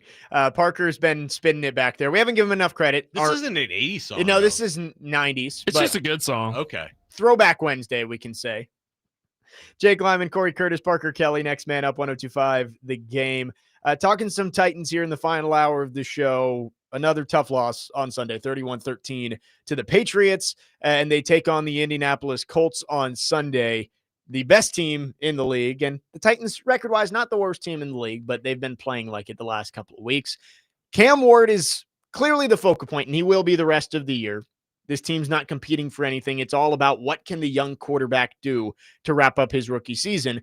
And it's disappointing because, again, I think that in the entirety of that game and what he was able to do, the rhythm we saw in the first half from him offensively, it was all encouraging. Mm-hmm. But you can't, the disastrous play, rightfully so, is going to overshadow that because those are the games that lose you football games. Or those are the plays that lose you football games. And when you get into a spot where this team is more competitive, you can't have your quarterback toss the ball backwards and end up being 6 points for the other team. Yeah, he's got to make plays to win games and not lose them. I mean, absolutely. And you know what? He had plays to help them win the. I mean, he we dropped a dime on Chim DK for a touchdown. It was a beautiful throw, and he had a couple other beautiful throws. But we also say a part of playing quarterback is mitigating disaster. Yeah, limiting bad plays. Like he had a play in the first half where they had 3rd and short and they were in field goal range and they were trying to set up some type of screen to the right side and the rush was just on him and he just spiked it right at the receiver's feet. Yeah. And you know what I said? I said, that's a great play. That was a winning play. That was we'll take the points. And I think that's when Sly hit the 50-yarder. Yes. Which, by the way, was a tremendous kick into the wind against the wind. Yeah. It was a tremendous kick. And so that's growth. That's growth. The willingness to throw underneath is growth. Look, when they drop back on you and you it's not going to work. You have to be willing to take that stuff that's underneath. He's up over 70% the last 2 weeks. That's a positive. Does that mean everything's better? No, it does not. There's plenty of red flags. I don't want people to go, oh, you're just a homer. No, I'm looking for stuff to get better. He was 51% the first 5 weeks. Yeah. He's over 70% the last 2. That's better. You're starting to find out what he does well and what he doesn't at this point in his career. And they have to cater the game plan more of that stuff. Yes. It was good to see them get Gunnar Helm involved in the offense. They did it right off the bat. Again, but the tight ends still need to be a more consistent part of the attack for this. Chigakonkwo not getting a target till the fourth quarter is mind-boggling to me. Mind-boggling. He has proven to be one of the best players after the catch for this team, and he got 2 targets in the game, I believe. One was tipped at the line, and he kind of tried to reach open over the middle. He tried to reach back down and grab it, but it wasn't going to happen. Well, there was the one that was behind him, and that got intercepted, and that continues to be a problem. Yeah, whether it's Cam missing or them miscommunication, we don't know. No, and we've asked, and we get it could be either one. Yeah, but we haven't been told on any of them which one was. Nobody's going to put all of the blame on someone else. And I forgot who said this, so I apologize to the person who said it that I can't quote them, but they were saying the bottom line, that's got to be a completion.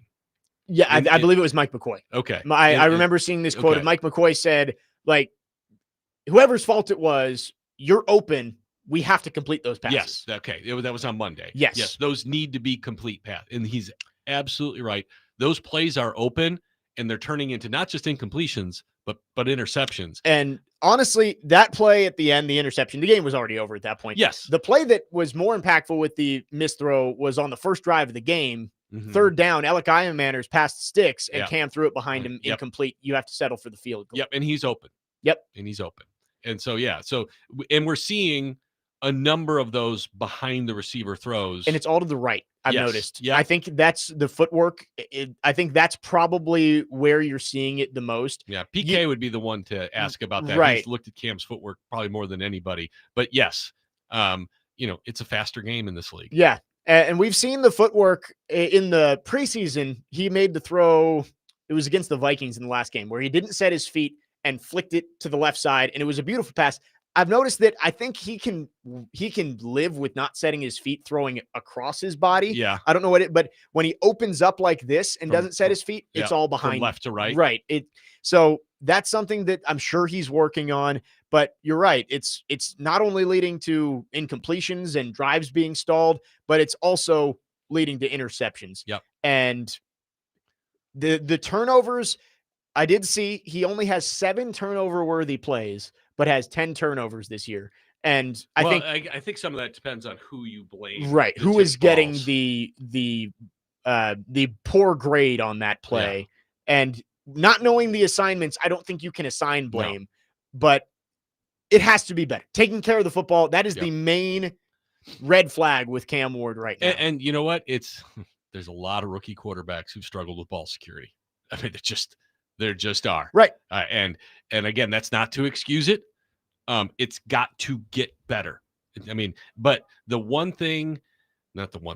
of the things I like about Cam Ward is, last year we saw Will Levis make mistakes that are kind of on par with this, and they just crushed him. Yeah. They just crushed his soul and just crushed the competitor, within. You could just see it just ripping him apart on the inside. And Cam just on to the next one. And you talk to him in the post game, he is unfettered. I mean, he is. It was funny. He just kind of was like, got to grip the ball a little better. Yeah, no, I mean, he is determined to be great. He's not going to let anybody tell him he's not going to be great.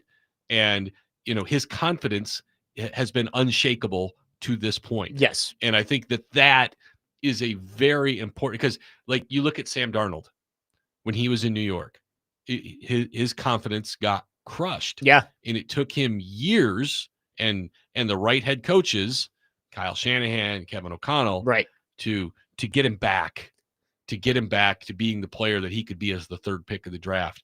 And so, if Cam can survive this with his confidence still intact, that's a huge step forward for him and for the team. And we talked about this yesterday, but I want to get your thoughts too I think if you want to take a positive away from what Cam Ward's interceptions have looked like, he's not just straight up misreading the defense and throwing it right into the number outside of the pick 6 against the Colts. Okay, the pick 6 that was the only one where he basically just put it in stride to the defender. Yeah. But all 4 of the other ones have been deflected. Yeah. And again, I'm not trying to sunshine pump here. I'm just saying that a lot of times with rookie quarterbacks, the interceptions that they throw are because they don't know what they're seeing. Well, they haven't seen it before. Right. Yes. And they're seeing all these different looks and they're making the wrong reads and throwing it right to a defensive back. Well, and then we haven't seen that yet. And then you've got a lot of rookies in pass routes. And because there's a lot of times these guys run routes where they have decisions to make. Like when I was in high school, go run this.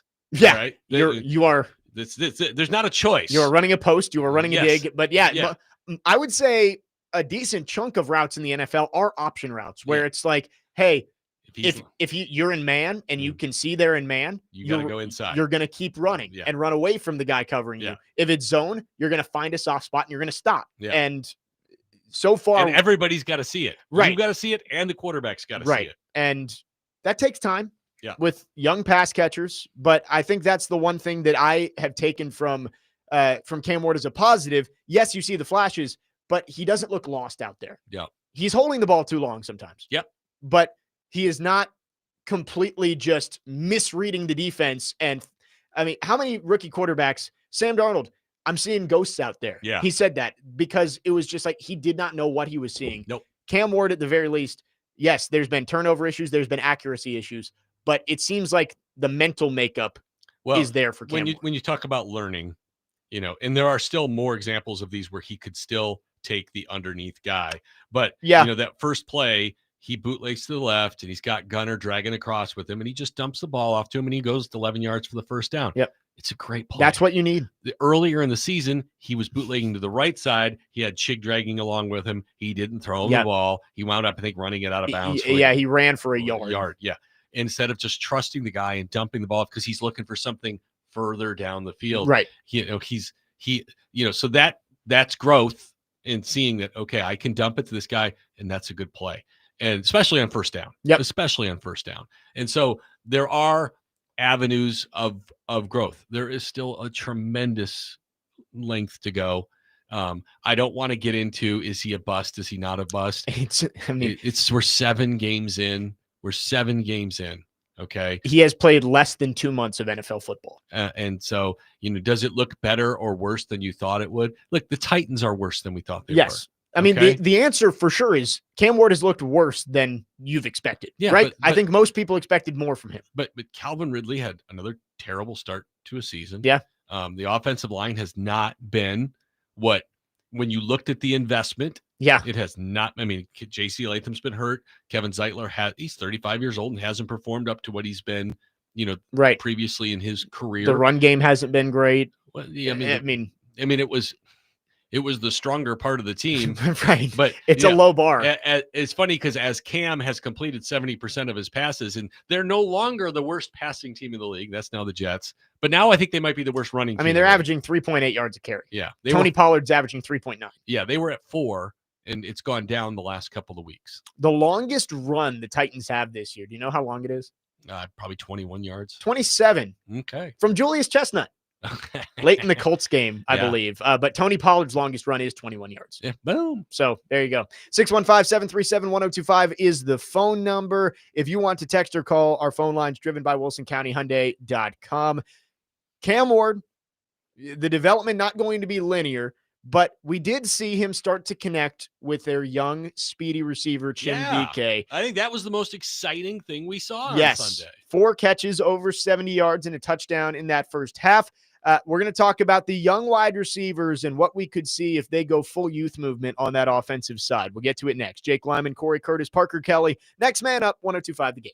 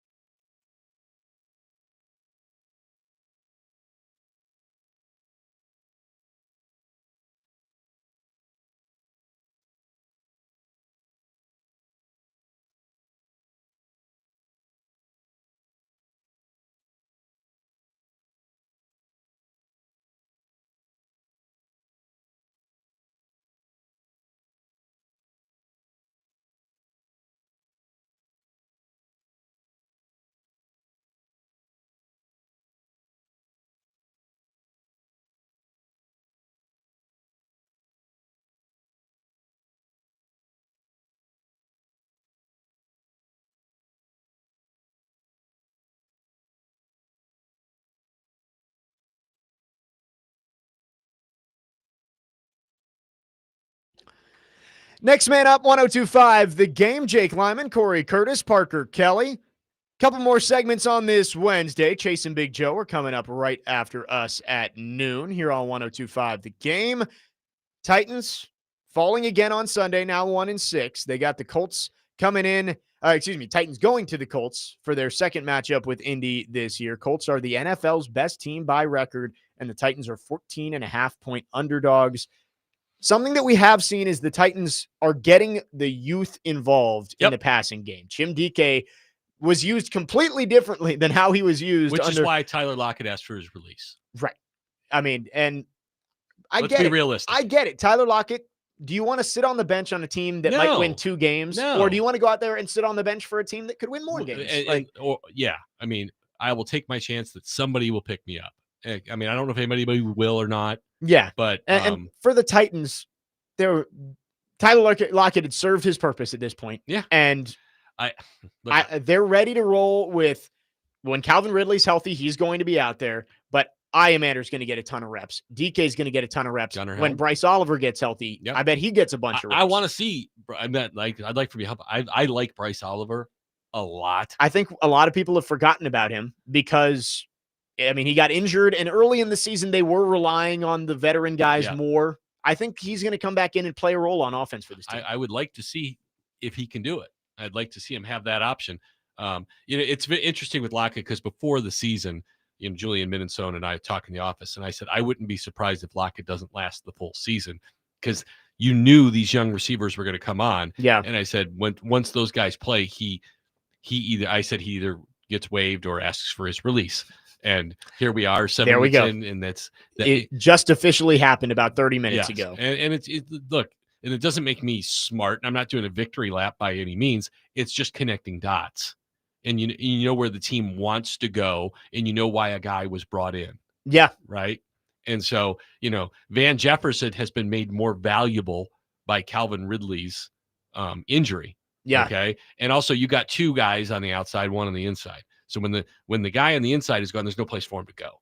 Right. Okay. Except to the bench or inactive. I mean, because Tyler Lockett may have been inactive this next week. And maybe that was what happened is they said, hey, Bryce Oliver's coming back. Mm-hmm. You're going to be a healthy scratch this week. And he said, well, then I'd rather just test my chances on the free agent market. Whatever it is, the situation to him looked unattainable, and I think he was absolutely right. And you would think that that's promising for Jim Dike. Again, he had over 70 yards in the first half. I'm excited to see him play the touchdown, but as Dustin from Hopkinsville points out, in the second half he disappeared. Didn't get another target the rest of the game. Well, they adjusted. We've seen Alec Iamander be a lot less impactful the last couple They also of weeks. didn't run many plays in the second half. That is very good point. And so here's where situationally you have to understand where you are. Yeah. So you give up the touchdown on the fumble and you're down by 18 points. What does Vrabel do at that point? He starts rushing the quarterback and dropping everybody else back. Yep. And so all the deeper stuff is covered.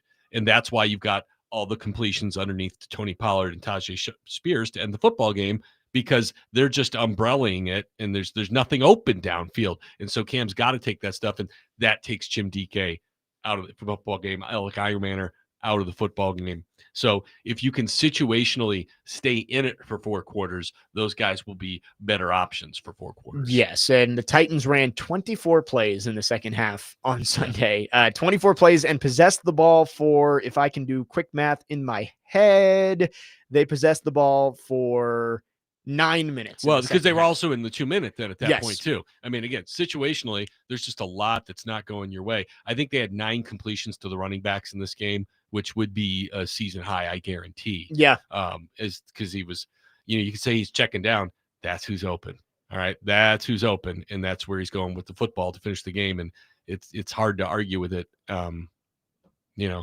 He tried pushing it downfield and it got turned over. When you look at trade deadline possibilities for this team, most of the names being talked about are on defense. Arden Key, Roger McCreary. Chigakonkwo is the other one that's been brought up. Would you make that trade? I mean, he has been a good option for Cam Ward, but it also would open up a ton of more reps for Gunnar Helm and to allow him to be featured. Right. They can both and they have. play. All right. This is what I noticed. You could go two tight ends. And even if you don't go two tight ends all the time, there's enough snaps where you go two tight ends there's enough snaps for both of them. All right. I have never been able to understand why he has never been a bigger priority in the offense. Yeah. I knew when Brian Callahan came in, they did not prioritize the tight end. He didn't do it in Cincinnati. Right. The tight end on that team that went to the AFC or went to the Super Bowl, CJ Uzomah, who parlayed that into a big deal with the Jets and then never showed up again. Well, I mean, like I kept hearing about what a big year Hayden Hurst had, and he caught like 50 passes. Yeah, which is pretty much what Chigakonkwo does. Okay, right. I mean that's what he's done. But Chig, like we keep talking about, is good with the ball in his hands. He's not a great blocker. All right, no one's going to confuse him with that. But he's good with the football in his hands. I don't understand why it's not a bigger priority to get him the ball in his hands while he's on the run. I mean, we've seen him crossing the field, catching the football, and turning it up and doing good things. And why that's not a priority, I don't know. So if it were my football team, and it's not, he would be a bigger priority on offense. And if he couldn't do it, then I would get rid of him. And maybe that's where they're at. Maybe they don't think he can do it. Maybe they know more than me, which is very, very likely. Yeah. But if he's not, like Roger McCreary, if he's not in your plans for next year, then you absolutely have to look to trade him. Right. And those are the three that were listed by ESPN today. They did a top 25 trade candidates, and all in a row, I believe it was 14, 15, 16, somewhere in that range, they had Key, McCreary, Chig. But again, you're looking at probably 6th, 7th round picks. No, you're not for getting all of them. You're not getting a top 100 pick in any of those trades. No, those are all like, hey, we're getting a late pick. Yeah, we're getting the money off of our books and we're moving on from. I mean, because again, the reason those guys are available is they're not in your plans for next year. Yes, which again makes the Jarvis Brownlee trade so just hard to understand that you had to get rid of him now and give him away for nothing. Yeah, it's every week it gets a little stranger, especially with all the rumors that they're ready to trade Roger McCreary. Like we talked about it. You know, Snead had the quad injury, and last year when he had the quad, he never came back. There's a chance you're finishing off the second half of the year with your cornerbacks or Jalen Armour-Davis, who's been really bad when he's been out there. Look, let me ask you, Jake. Is there anybody who thinks that we see L'Jarius Sneed again this season? I mean, I wouldn't count on it. No. I did see that Denard Wilson said it was not his fault on the Butte touchdown at the end of the half. In fact, I believe it was Amani Hooker who late coming over. So he was supposed to take the middle of the field. He bit on a dig coming underneath him, and they threw it right over the top. So, obviously you'd prefer L'Jarius Sneed not get burnt off the line of scrimmage because that would have helped too. But Denard Wilson said yesterday that they ran that play against that same defense last year, and Amani Hooker got an interception off of it. So, to give L'Jarius Sneed a little bit of grace. But yeah, I think there's a good chance we don't see him again, which again means Jalen Armour-Davis, Darrell Baker, Marcus Harris. If Roger McCreary gets traded, maybe Samuel Womack finally finds his way out onto the field, who they claimed off waivers from the Colts. That's your cornerback group the rest of the year. Like, I think they'd like to see Marcus Harris. Yeah, probably. I think they'd like to see what they have there. I think it's troublesome that he's been hurt. Yeah. I liked some what we saw from him in the preseason, but again, that's the preseason going against guys who probably weren't playing much. Now he's got to play at some point to see what he's got, but I don't know. I don't know if we're ready to go there. We should see more Kevin Winston this week. Yes, and maybe that's a solution. Is you go, if you trade McCreary, you go to more of the big dime, big nickel, and have him play in the slot. I think he can be more of that big nickel. So look, in running situations, you could play Diggs, and in passing situations, you could play him. It's possible. Yeah. But I'm very interested in Kevin Winston because he was on the field like 3 snaps, and on 2 of those snaps, I think they hit the quarterback. Yeah. And you're really hoping, Femi Oladejo's been hurt and Kevin Winston's been hurt now, but those are the 2 guys on defense you look at and say, we hope they're part of the future. Tavondre Sweat would be, he looked good in his return, but yeah, there's Well, at this point, you kind of have to hope maybe Marcus Harris is a starter down the line, right. because they don't have a lot of them. I mean, we've had this conversation all season long, but there are so many holes for this team, and right now you do not have the capital to fill all of them this offseason. Feels like it's the fourth straight year we've been saying that. Yep. You don't have enough resources to fill all of the holes. 615-737-1025 is the phone number. Last call for phones on this Wednesday. Chase and Big Joe are coming up at noon. We got one more segment on the other side. Jake Lyman, Cory Curtis, Parker Kelly. Next man up, 1025 The Game.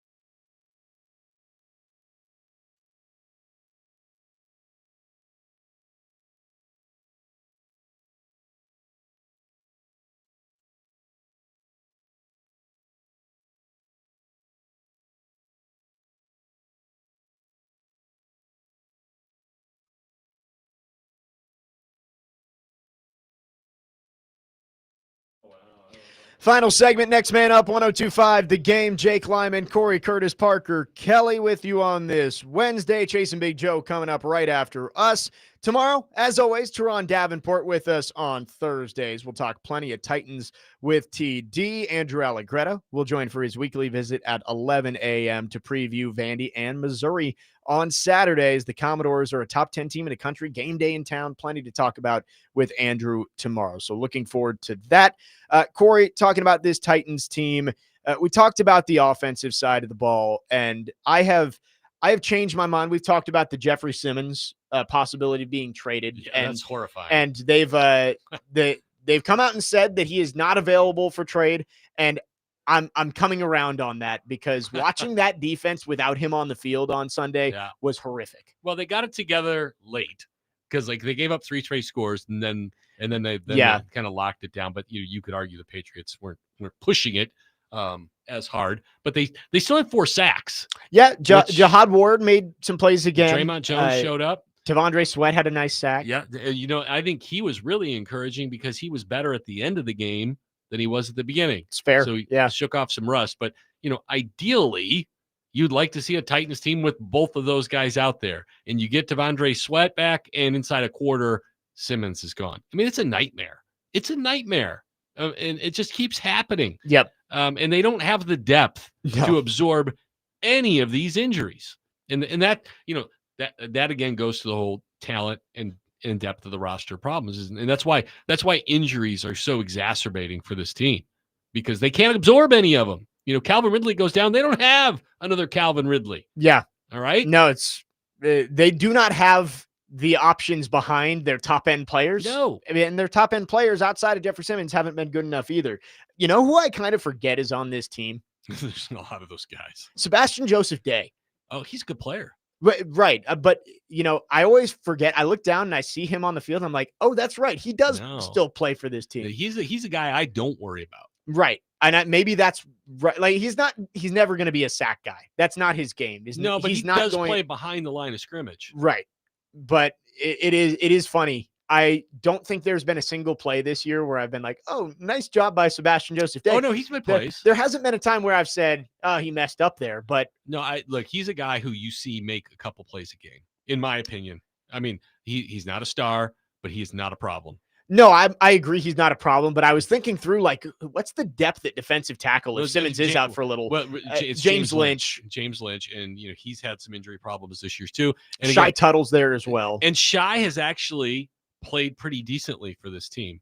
But again, those are guys that you like as your 3, 4, 5. Yes. All right. They can't be your 1s and 2s. Yes. And so, because now when you're bringing a guy off the bench, who is it now after those guys? That's a problem. Incoming practice squad signing. Yeah, exactly. So, the depth up there with Tuttle and Lynch hasn't been terrible. And I'm sure I'll have somebody tell me I'm an idiot, and that's fine. Get in line. But when those guys have to be the starters, that's the problem. Yeah, I don't think you have a problem with any of those guys playing 15, 20 snaps a game, but you can't rely on them for 50 or 60. Yeah. And you hope Jeffrey Simmons is going to be able to play this week. Those big guys with the hamstrings, I'm not. Anybody with a hamstring. Well, right. The soft tissue injuries, as we are well aware around here after the last 10 years. Is it coincidence that Vrabel comes to town and there's injuries? Yeah. I mean, yeah. What is he putting in the water? I don't know when he comes to Nashville. Up 31-13, he still almost got Drake May killed. Yes, he did. Yeah. Drake May had to leave the game too. Concussion protocol. We got to see the Pastronaut check in. Came back. Yeah. If I were them up 31-13, Drake May would have been done. Yeah. Yeah. We're good. Well, it hand the ball off and go home. We talked about it last week about how the crowd was going to be significantly Patriots fans. Yes. And it was sitting in that stadium and hearing the cheer when Drake May ran back out onto the field. It felt like you were in Boston. Yeah. You were in Foxborough. Yeah. And the thing is the Pastronaut made a really nice play. He did. It was a third down play. And that was that opening drive of the second half. Right. Yes. And it was a third down play. The Titans had him and couldn't finish the sack. Yep. And that was another play that cost them points. Yep. on that drive. You got to be able to finish. And I don't know who had the pressure and who didn't get him, but they had a chance and they couldn't lock him down. And he shook the pressure and made it through a dime. A dime. And that's why you bring him in there, not to be a starter, but to a guy who you can bring off the bench and he's not going to kill you. Titans now 1-6 after that loss to the Patriots. Colts this week, and the way the Colts are playing, the way the Titans are playing, looks like it might be ugly. You just hope you see more growth from Cam Ward and some of these young guys on the offensive side of the ball. Yeah, and that's why I say don't look at the score. Just watch the young guys and see if they grow.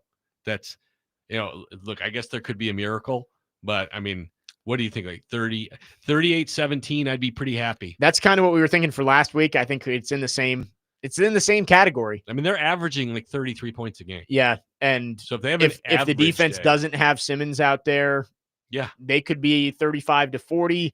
And you can't really pick the Titans offense to score more than 17-20 at this point. No, they're averaging 13. So, I mean, Jonathan Taylor, I think, has 8 touchdowns.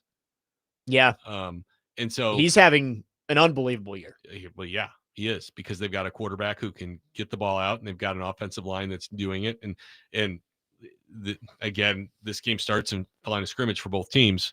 If you're the Titans, you've got to stop Taylor and make Daniel Jones beat you. I know Jones has been good, but that's still the better choice of the two. I agree. Lesser of two evils. And then if you're the Titans on offense, I know you want to put the game in Cam Ward's hands. You got to run the football. Yep. You got to run the football, and you got to keep them on the sidelines as much as you can. The ball possession, time of possession is important in this game. Yep. And I know people want to run tempo.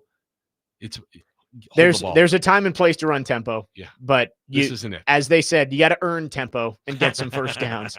Corey, as always, appreciate you coming in. We'll do it again next week. Thanks, Jake. Again, TD coming in tomorrow. We'll have Andrew Allegretta to talk Vandy at 11 o'clock. Chase and Big Joe are coming up next here on 102.5 The Game.